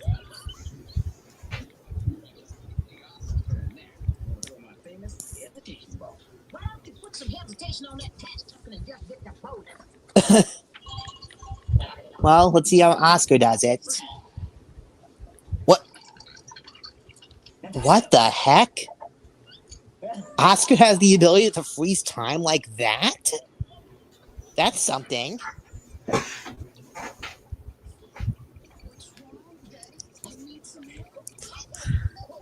Oh, come on, Felix. Don't talk about your dad like that. Let him bowl.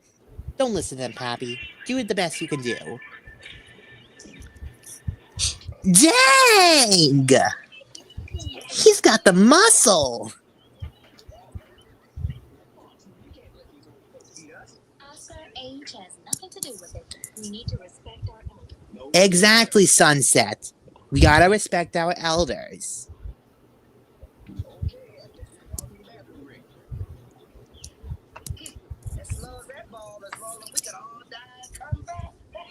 Yeah, that is the slowest bowling ball I've ever seen. Okay then. One simple touch just knocked down all those 10 pins.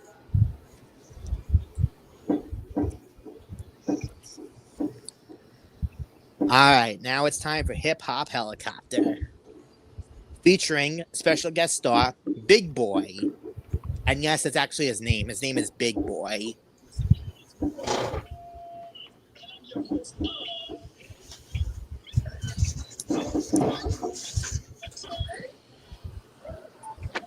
Hey, Big Boy, you're the name of that fast food restaurant? Yeah, apparently Big Boy, he might have been named after that fast food restaurant because there is a restaurant called Big Boy. Because sometimes you'll never know if a character or something is named after a certain person or thing or restaurant. So, okay, so Hip Hop Helicopter is. So, what is Hip Hop Helicopter anyway? Is it a dance? Is it a play? It's a dance off.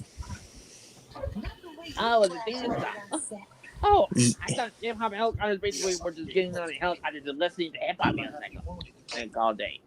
Oh, don't worry, Bendy. They will be getting on the Hip Hop Helicopter. You'll see in a few minutes.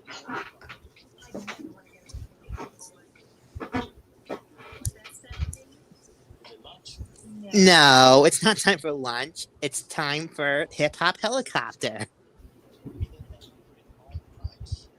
Alrighty then, it's time for the Hip Hop Helicopter Dance Contest. Dance contest. And first up are the Chang triplets, Billy, Debbie, and Julie Chang. And watch how they do on this episode. Their dance is kind of interesting.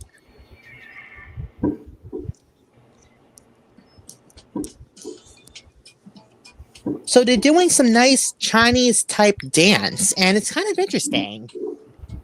Because, well, they are Chinese descent, I believe.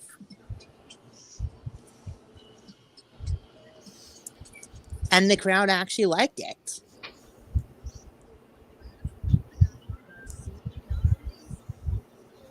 Speaking of Big Boy, I remember when I was the mascot on season 1 episode titles called The Lane Game. Oh, yes, we actually do remember that episode, Lincoln. We do remember that. I'm sure over time Yes. Now it's time for LPDZ. Or in other words, La Cienega, Penny, Dejanay, and Zoe. Now here's where the interesting part comes in. Okay, so far they're doing good. Oh, and this part right here is coming up. Oscar's reaction is hilarious.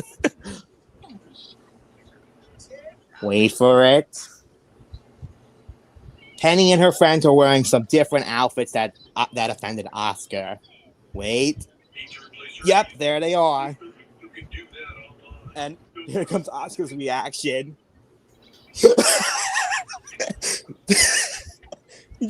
When he saw that moment, he just threw his bowling ball into a bunch of other people.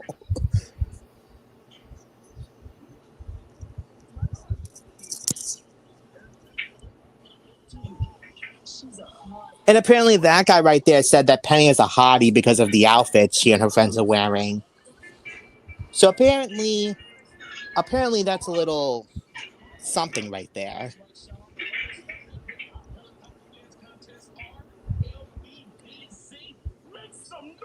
So Penny and her friends actually won the competition. So, LPZ, tell us about yourself. Well, I'm the L, La Cienega. She's the P, Penny. She's the D, Dejanay. And she's the D, Zoe. We're so happy to be the winners. Just move this back. Come down here tonight, and our choreographer over there, Michael. Hey! Yep, Michael Collins. My brother, and my brother. And we give a special shout out to my cousin Bethany, who believed in us and got us in the dance contest. Yep. Special thanks to Bethany over there. And Zoe's aunt was the one who designed the costumes for them. Sure, the crowd loved it, but wait till you see Oscar and Trudy's response.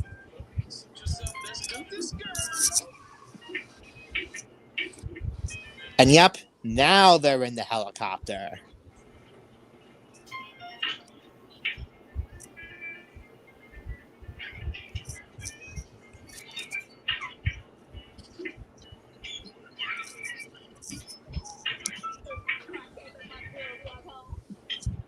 But you made your girls walk to the studio. Oh, well, that's before you grew up with Bobby K celebrity. Very funny, Bethany. I can't wait for my parents to see my trophy. My problem is where to put mine. Between all the pageants, beauty contests, essays, and debating trophies I've won, I'm too clearly out of trophy space. What about me? I didn't get a trophy and I choreographed the dance. Yeah, Michael deserves some respect right there. You two to be behind the scenes. And remember, I did give you your prop live on the air. You're right, Penny. We cool. Actually helping a brother out. The man, wait. Well, anyways, now it's time for the parents. We know one. We saw you girls dancing half naked on TV. Apparently, Oscar said they were dancing half naked because some of their outfits were showing their, you know. But Daddy, we won the dance contest. No, you won the skimpiest outfit contest. And Oscar thinks the outfit is skimpy on Penny. Girls did dancing. I was shocked and disgusted. I remember back in the day we did nice, wholesome dances. Like The freak, the bride, the buff, the puff, the shake that rock. Need I go on? Get your dad. I'm proud. Sugar Mommy, on the other hand, was actually proud of Penny, Thank you, Sugar. even though her parents were kind of upset about the outfit. Took me to school and voted. oh, you took me to school. Go to school. I'll tell you go to school. I'd like to talk to you. But now we have the mother-daughter talk scene right here. Let's see what Trudy has to say. Baby, first I want to say I'm happy that you and your friends won the dance contest. You girls obviously worked hard and it paid off. Thanks, Mama. But I'm very disappointed in the outfit you girls chose. Yeah, Trudy does not like the outfit because it's not suitable for her age. Because Penny is 14 and she doesn't want and Trudy doesn't want a 14-year-old girl wearing something like that. It's more suitable for people like over the age of 18, I'm guessing.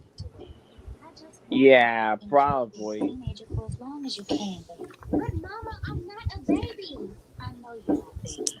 And you're going to blossom into a beautiful young woman soon as it's safe. But I don't want you trying to speed up the process by wearing clothes that are too revealing for your age. Yeah, in other words, showing their stomach, something like that. Do you understand? Yes, Mama. Yeah, because because like we said, Trudy wants her daughter to not wear something inappropriate like that. You got Meanwhile,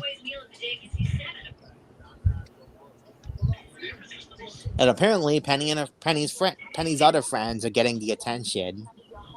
Even Sticky. Wow, this has been going on all day. I never had so much attention in my whole life. Now you know how I feel every day. Even Sticky's pushing up on me today. These boys are under our spell.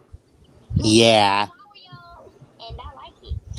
So basically, some of the boys are flirting with them. Hey, TTC, get in. What's up, Cat? And you'll see why again later. There's a party I want to tell you about. Your first personal appearance. Hey, we want to go to the party too. No, I don't think so. Only cool kids can go. Hey, what's cool, kid? Yeah, at the library. Wow. Yeah, because the Cheng triplets didn't win the competition. And Bethany is inviting Penny and her friends to her friend's house party.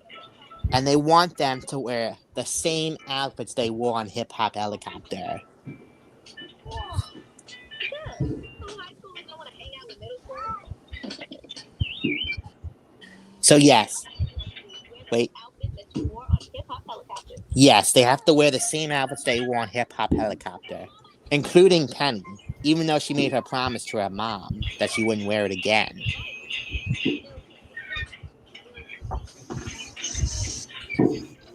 So Penny's got two options. Either she can wear the outfit and go to the house party with her friends, or listen to her mom and not wear the outfit ever again. Talking about, yeah, don't be a party pooper.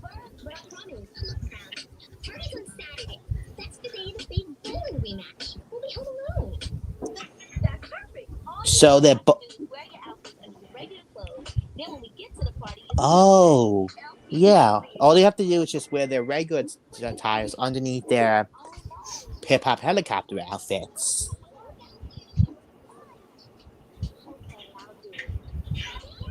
They're probably going to regret it because their parents are probably going to be back by the time they get back from the house party.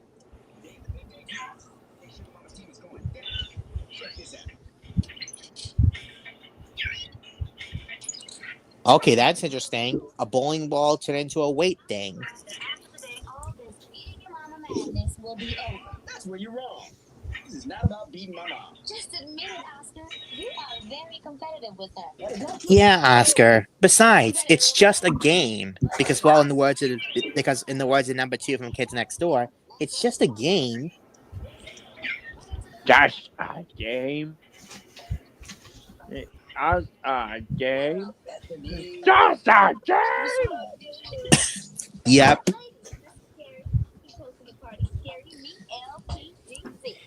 So we got Gary. Gary is voiced by the late Lamont Bentley, who's best known for starring alongside Brandy on the TV show Moesha, which ironically was created by Ralph Walker, the co-creator of the Proud Family.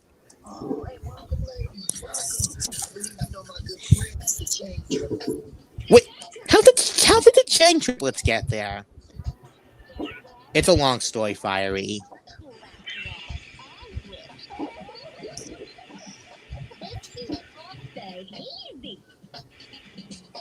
So yeah, they're at the house party.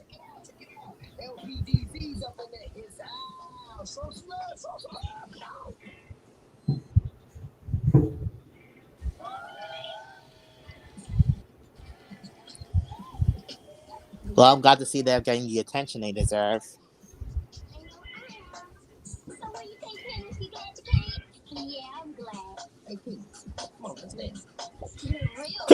Even Gary's inviting Penny to dance with him. Meanwhile, back with Oscar and his family and the rest of his family.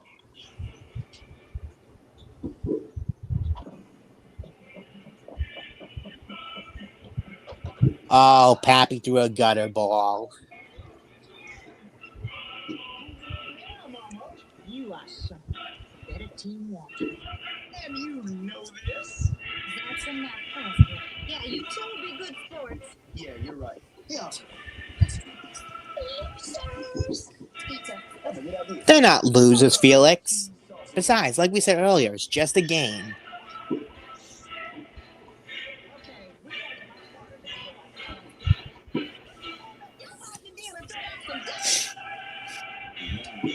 Finally, some reward for my pain, says Pappy. I just want to thank you guys for letting our husbands win. Now they can ignore us like they normally do. Yeah, Oscar and Felix sometimes have beef with their wives sometimes. But it's mainly the wives whenever Oscar and Felix do something wrong. So, Pete, you have another letter in your life? You know, a boyfriend. No, not at this time. Maybe she's not anything else this time. So now, What you what? Yeah, apparently it's this scene right here. So apparently Gary as well as some of the other boys here are flirting with them. They don't even look at I talked to the No, we gotta have a PDF file here. looking right through you. Yeah. The guys say you're tripping. They're the ones tripping. Yeah, all they want to do is well, I don't know exactly what they want to do, but we're not doing it. Yeah, they want to do something very serious that we do not want on a kids show. Besides, they're only 14. If they were 18, I'd understand that. But they're 14, so no. You know what, I guess I don't get your problem. I guess I'm just an uncool middle schooler. Tell you what, we'll get out of your way, and you tell the cop five over there to stay out of our way. Cool? Let's bounce, y'all. So yeah, Penny doesn't want to feel uncomfortable with these high schoolers. So apparently they decided to go home because they don't feel comfortable around these high schoolers.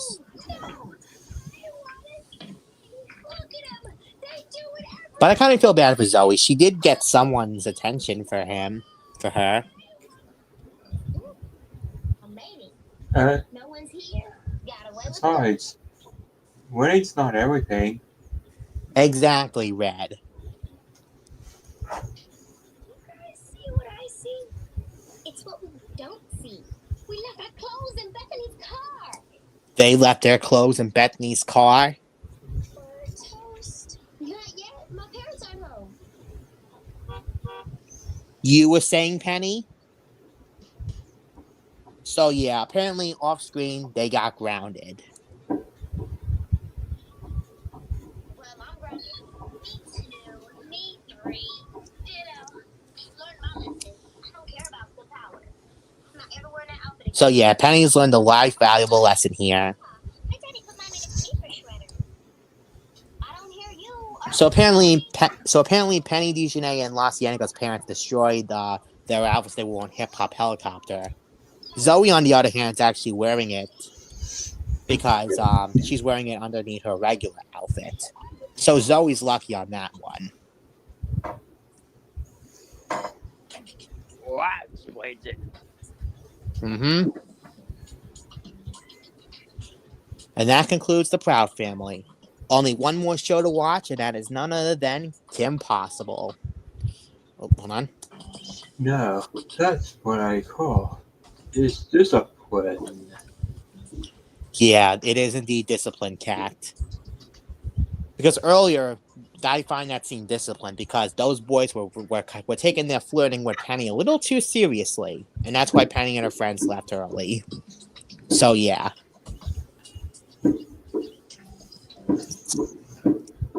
Alright. Finally, Kim Possible.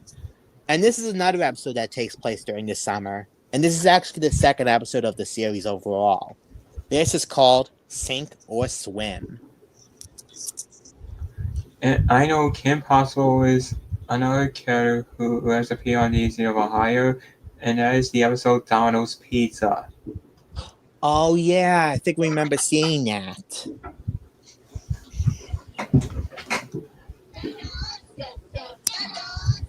And Kim Possible will be helping out me, Star Butterfly, as well as Ron Stoppable, and some of our other friends to save Starlo and Jake Long, coming this August.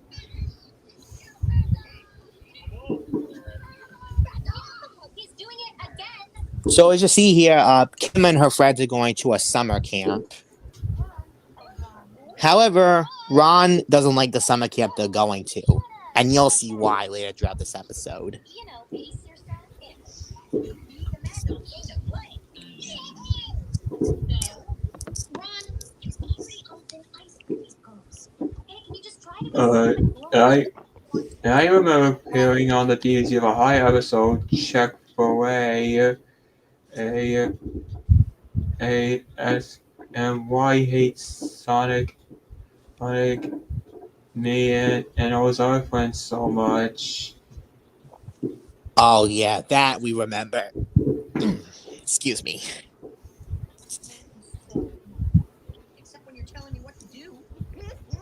You gotta admit, And I also ended up hearing the Chick-fil-A episode as well, and I had to beat up Diesel for doing such horrible things to my sisters. Yeah, I do remember that as well. Especially Buttercup, because I remember the time DVCs will do spice in her eyes. And Chick-fil-A is another episode DZ for Hire has to remake. And speaking of Chick-fil-A, I heard they're building a new Chick-fil-A restaurant in my area. Huh, well that's nice. We do have a Chick-fil-A in our area as well. you kidding me? Wait a minute. This role looks familiar. Now this is where Ron's fear comes in. Too familiar. Wait, I need a GPS lock on our position. Okay, calm down, Mad Dog. This is the only scene this is the only appearance. This is the only scene of Wade in this episode. He doesn't appear throughout the rest of the episode. It's my worst nightmare. And what is your worst nightmare, Ron? Tell us. Return to Camp Waluogi. Yes, apparently the name of the camp they're going to is actually called Camp Wannaweep. And you'll see why Ron doesn't like it later on, because there's more to the story on why he doesn't like this, because he's known this camp ever since childhood.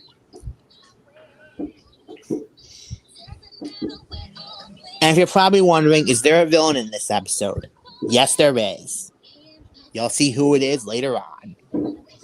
Well, actually, you'll see him right now in the segment of the theme song. Wait. Right there. That's the villain you'll be seeing later on. Created by Bob Shuley and Mark McCorkle, and directed by Chris Bailey. Chris Bailey is also the director of Paws of Fury, The Legend of Hank, one of my favorite films of 2022.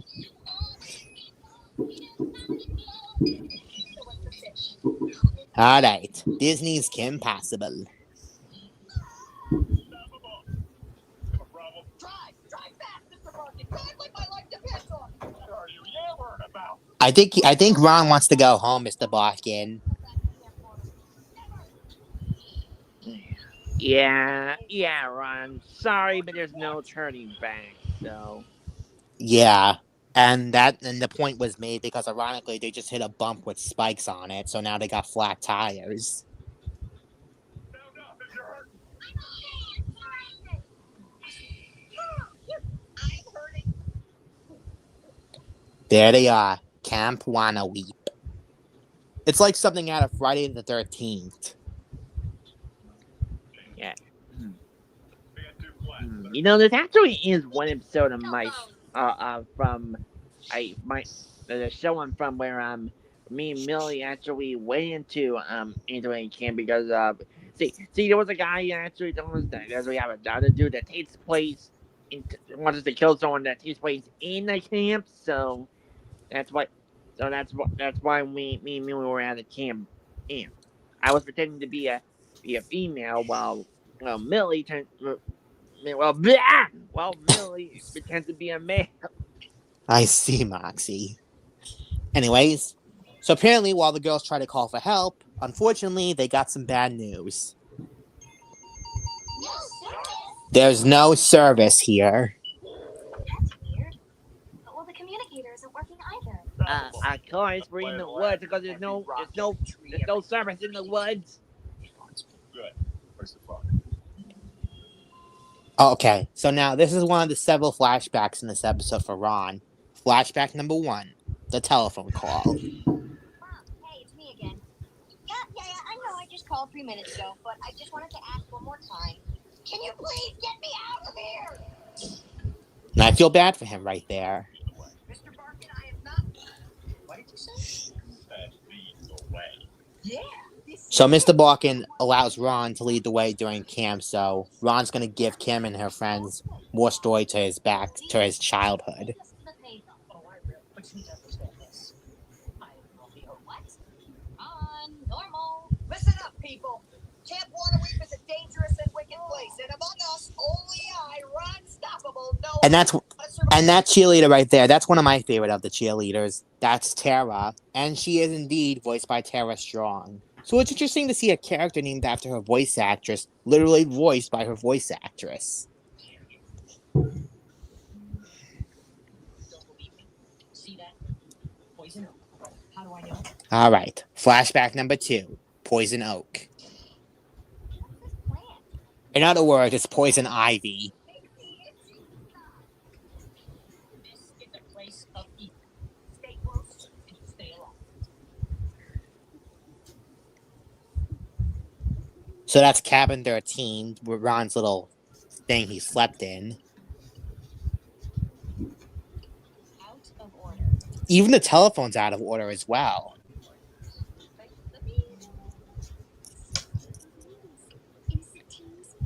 And yep, there's Tara's voice right there. Tara Strong herself. So not the drama, Tara. This isn't a horror movie, isn't it? Okay, if it were a horror movie, there'd be more guys. And they'd be way cuter than him. Oh, fine. You remind me of the cool kids at camp. Yeah. Sticks and stones.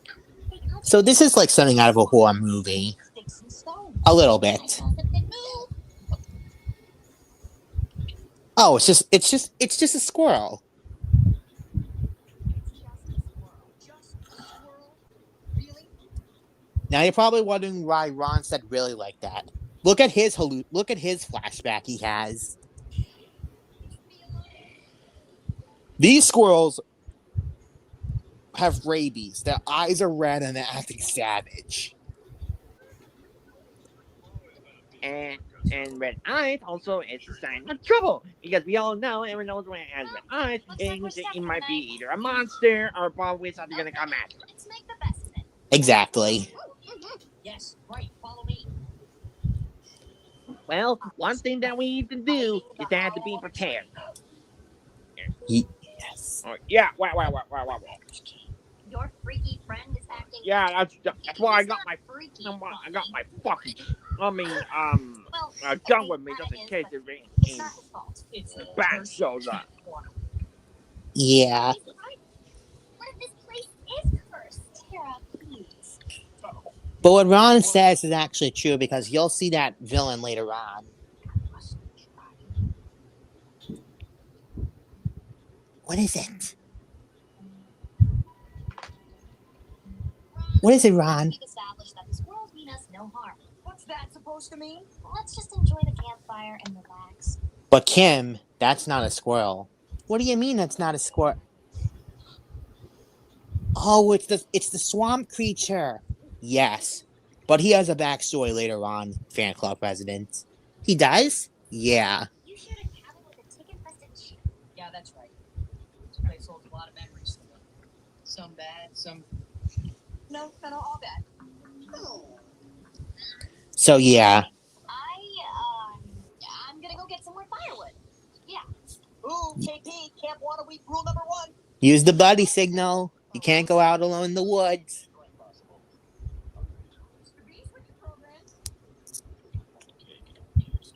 Yeah.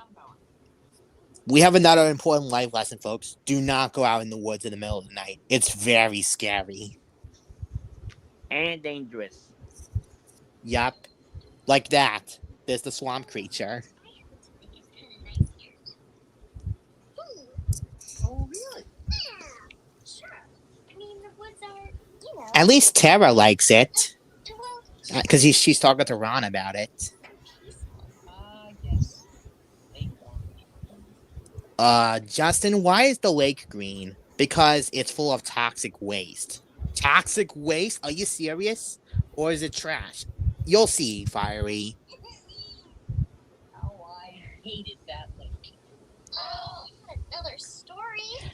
And that cheerleader right there on the far right is actually voiced by the same person who did Queen Sheba, Snap's love interest from Chalk Zone, which is Rosalind Taylor.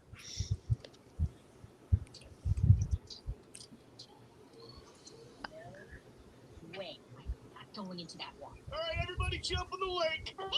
And that's John DiMaggio right there as that coach. What's wrong now, Stoppable? The lake? Have you looked at it? Yeah, it does look polluted. It does look like it's full of toxic waste. Have you smelled it? The squeeze scared the water. Wow, and the coach doesn't care. Wow. Wow. The water is green. It stinks. And I'm pretty sure I've seen the fish glowing at night. Gil, weren't you in the morning swim group? You're supposed to be in arts and crafts right now. There's no way I'm getting out to make some stupid. Yeah, and for Gil right there, and yes, that's actually his name. He's voiced by Justin Burfield, who also played Reese on Malcolm in the Middle. He, on the other hand, actually enjoys the water. Oh, remember Gil. He plays an important part of the story later on. Oh, you stay in there too long, you're gonna wrinkle up like a prune. Yeah, Remember that as well. Remember what the coach said.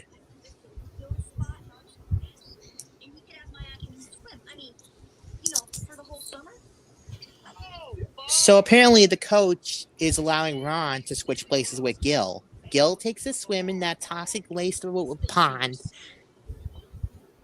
and Ron takes his arts and crafts thing. Well, I'm glad Ron decided not to go in there. Yeah, guys. Oh no, who knows what worse things are going to happen if it does. Well, for Gil, that is. Yeah, let's find out. That's just nature's. I don't think it's Ron, Mr. Barkin.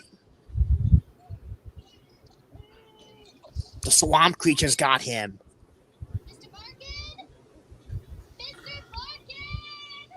Okay, Justin, whatever that thing is, the swamp creature thing reminds me of the swamp creature itself or Creature from the Black Lagoon.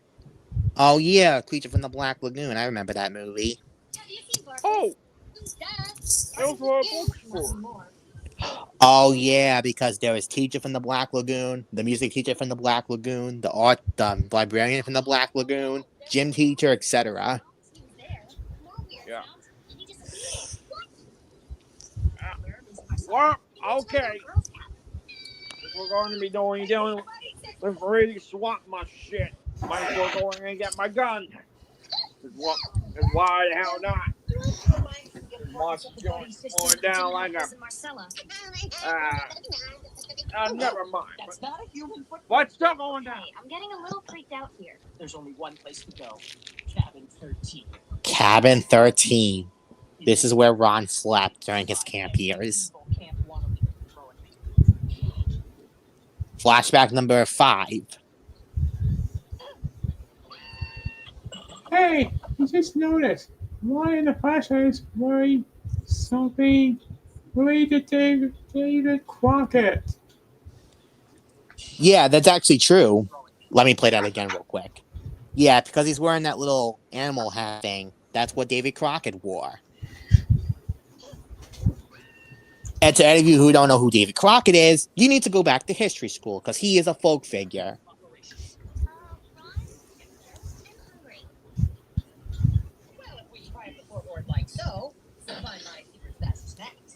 Wow, Ron did come prepared. He's hooked up some snacks.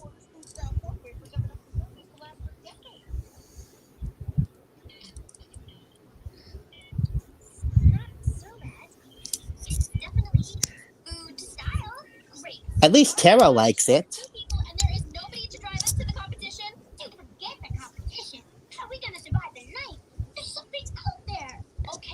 And Crystal's right. Do you think that something can drive? Everybody stay calm. I'm going to handle this. Here's the plan. Excuse me. What is it, Ron? What? On the school bus? When we're saving the world, you're in charge. But here at Camp Waterway, I'm in charge. Ron. He does have a point. Hello? No serious face. Because Ron knows the camp very well. Mr. Barkin, he's out there. Let's go. There's Mr. Barkin, aka Kronk. What is that on him? You'll see, Mario. It's the sign of the swamp creature. Come on, I'm sure it makes it worse. Did you say oozing muck? What the? It's back there! What's going on? Mamma mia! What has happened? Is that the swamp creature? Yes, Luigi. Or in other words, what do you mean in other words, Justin? Keep watching. Well, there's that swamp son of a bitch now. Remember me? Not really. And I gotta tell you, Wait a I don't minute. remember. That voice. Oh, come on, Marty. Think. We switched places. You took my arts and crafts, and I took your swim time. Wait, hold on a minute. Justin, is that Gil, the kid we saw in the flashback earlier? That's right, Luigi. Apparently, that's Gil, the kid who was swimming in the toxic lake we saw earlier. You who? Oh, I am no longer Gil. Now I am So that's who the swamp creature is? Yeah.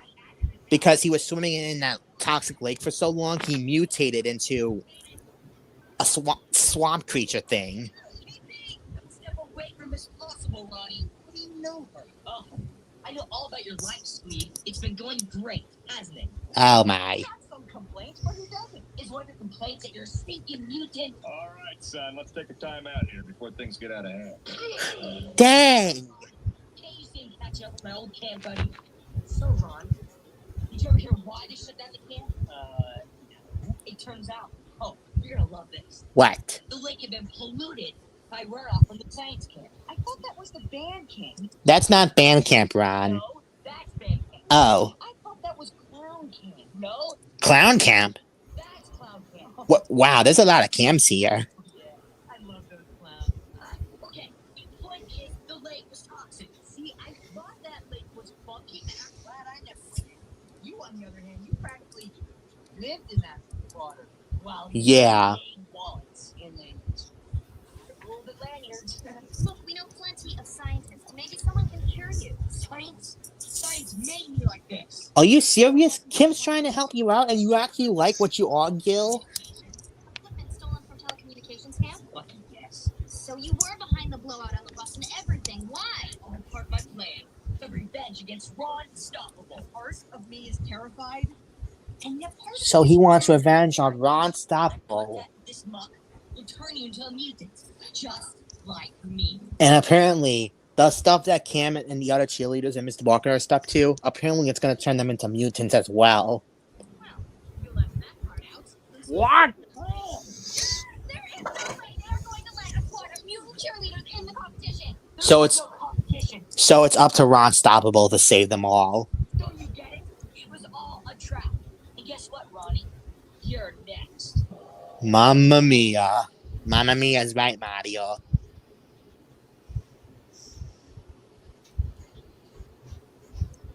Ron, you have to do something. Yeah, what Luigi said. Maybe this is a good time to sing the camp runaway friendship song. But, oh my. He can burp shooting out that ooze. Wait, escape tunnel? He's ditching, ditcher. What? Ron does not ditch. He's Mr. Barker with you. Okay. I don't think he's ditching you guys. He's probably finding a backup plan or something. Okay, Mr. Barkin is mutating.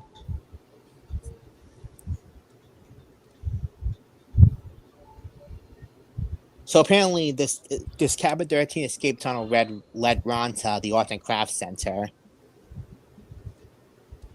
He's gonna need some backup. Oh, apparently Gil's followed him.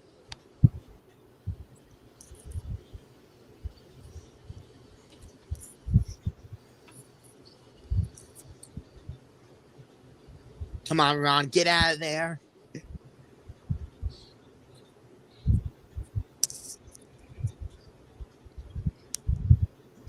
Don't worry, Fiery. He did get out of there. See? Okay, good.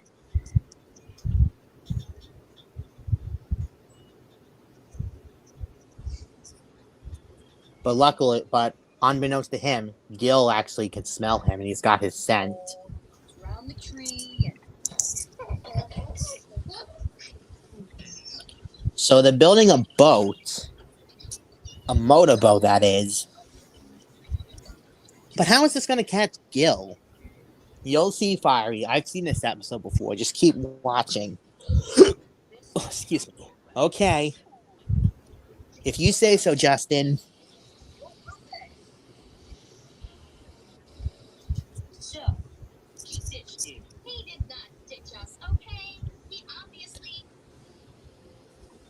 found a motorboat. So he could totally ditch us. He's not ditching you, Bonnie. He's trying to help you, and he has a plan. He's out on the lake. My lake. How dumb can he be? He's not that dumb, Gil. Oh boy, Mr. Balkan's growing some fins. Or gills. Speaking of which, Gil's on his track.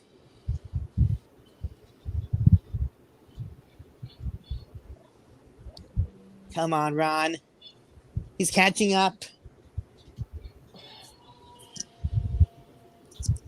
What? Out of gas? Did he just run out of gas? I think so, fan club president. Rufus, didn't you check to see if we had enough gas? Oh no, he's here. Hey, Ron, it's free swim. Gil versus Ron. Oh my god, Ron is actually swimming in the lake. I hope he doesn't get gills just like him. Don't worry, fan club president. He's gonna be okay. Watch. We get talking to Well, I hope so. a rope. What's the rope gonna do though? What? Oh, they did have gas? Yeah, fan club president. They were pulling a little trick on him. Oh, very clever. Okay, that was very smart of Ron to do that move on him.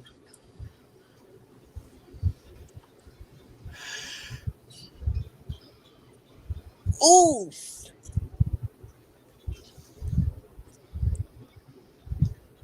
Ooh, that's gotta hurt.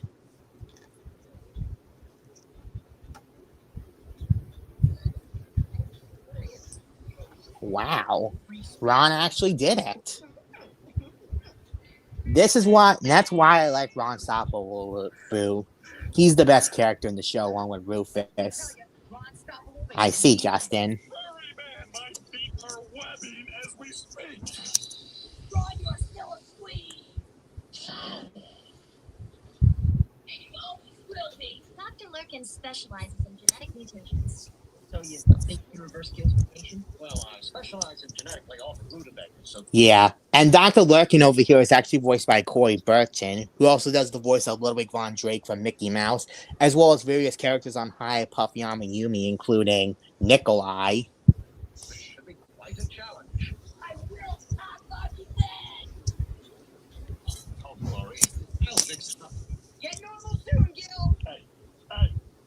And when Gil said he wanted his revenge against Ron Stoppable, it actually wouldn't be the last time we would see him because he would appear in one last episode later on in season 2. I'm serious. Nice work, Stoppable. Thank you. No. Thank you. Thank you. Aw, even Tara gave Ron a little kiss. Yeah, because throughout this season and a little bit of season 2, Tara had a little crush on Ron Stoppable. I see. Kind of brave and all. So, Justin, if you like Kim Tara... Possible, the lesbian? Maybe, Blitz. I'll be there in a minute, Mr. B. Wait, what's he doing? Oh, Ron's visiting his Camp 13 memorial site. Amazing. Everything. And Kim's praising him after all the stuff he did to save them.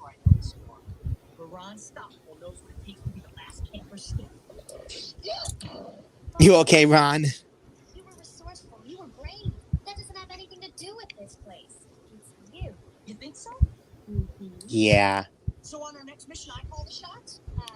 We'll see. Oh, come on. Yeah, I know what that means. It means we'll see. Yeah, that's a code for not a chance. Oh, come on, Ron. There is a possible chance. Aw. He's always with Kim.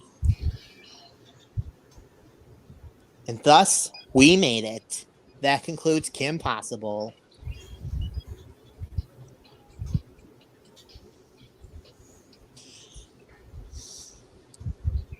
So, yep, and that concludes another TV show stream. After we see the Walt Disney Television Animation logo, we're going to wrap it up.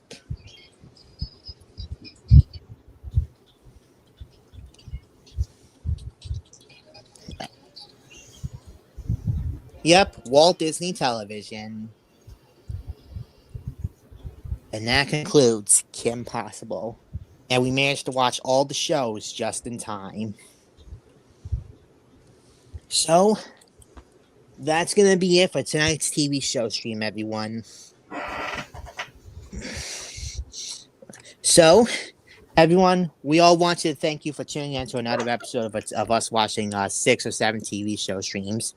We'll be back for another one soon. We don't know when, but we'll let you know. And since today was JackTheMakerGuy's 27th birthday, I hope you guys wish Jack a happy 27th birthday. It would mean a lot to him. Speaking of mutants, I'll show you the day I got for my birthday this year. And here it is. Oh, Teenage Mutant Ninja Turtles. A 4-film collection. 4-film collection. Interesting. It's Teenage Mutant Ninja Turtles, Teenage Mutant Ninja Turtles 2, The Secret of the Ooze, and Teenage Mutant Ninja Turtles 2, and a TMNT, which is the 2007 computer animated film. Oh, yeah. We actually remember the 2007 Teenage Mutant Ninja Turtles films because that was made by Warner Brothers Pictures. And that film also features James Arnold Taylor. He was in that movie. And that movie was also made by Image Studios, which also made the Astro Boy movie. So, yeah, that's interesting. So Jack has got a Teenage Mutant Ninja Turtles film collection on DVD for his birthday. So yeah, that's really cool. The only Teenage Mutant Ninja Turtles film our creator has is Mutant Mayhem, which he still has. Hold on a second. Which he still has right here, and it's still his favorite out of the films that he has seen. Plus, he did remember seeing it in theaters back in August of 2023 anyway. So, yeah. Anyways, thank y'all for tuning into this birthday stream. And remember to wish Jack happy 27th birthday as well. And we also want to wish everyone an early happy 4th of July, even though it's tomorrow. But still, we're coming close to the end of the night anyway. So, hope you all have a happy early 4th of July, everyone. Hope you do something and watch the fireworks, and yeah. And coming tomorrow or Saturday, coming tomorrow or Saturday, me and Boo are going to do another episode of Who Wants to Be a Puffinator, probably, with Woody and Waluigi. So anyways, thank y'all for watching. So as what me and Boo said at the end of every video on stream, thank you so much for watching our stream, and we all hope you enjoyed. And as we always in every street, that's all. Bye. Bye-bye.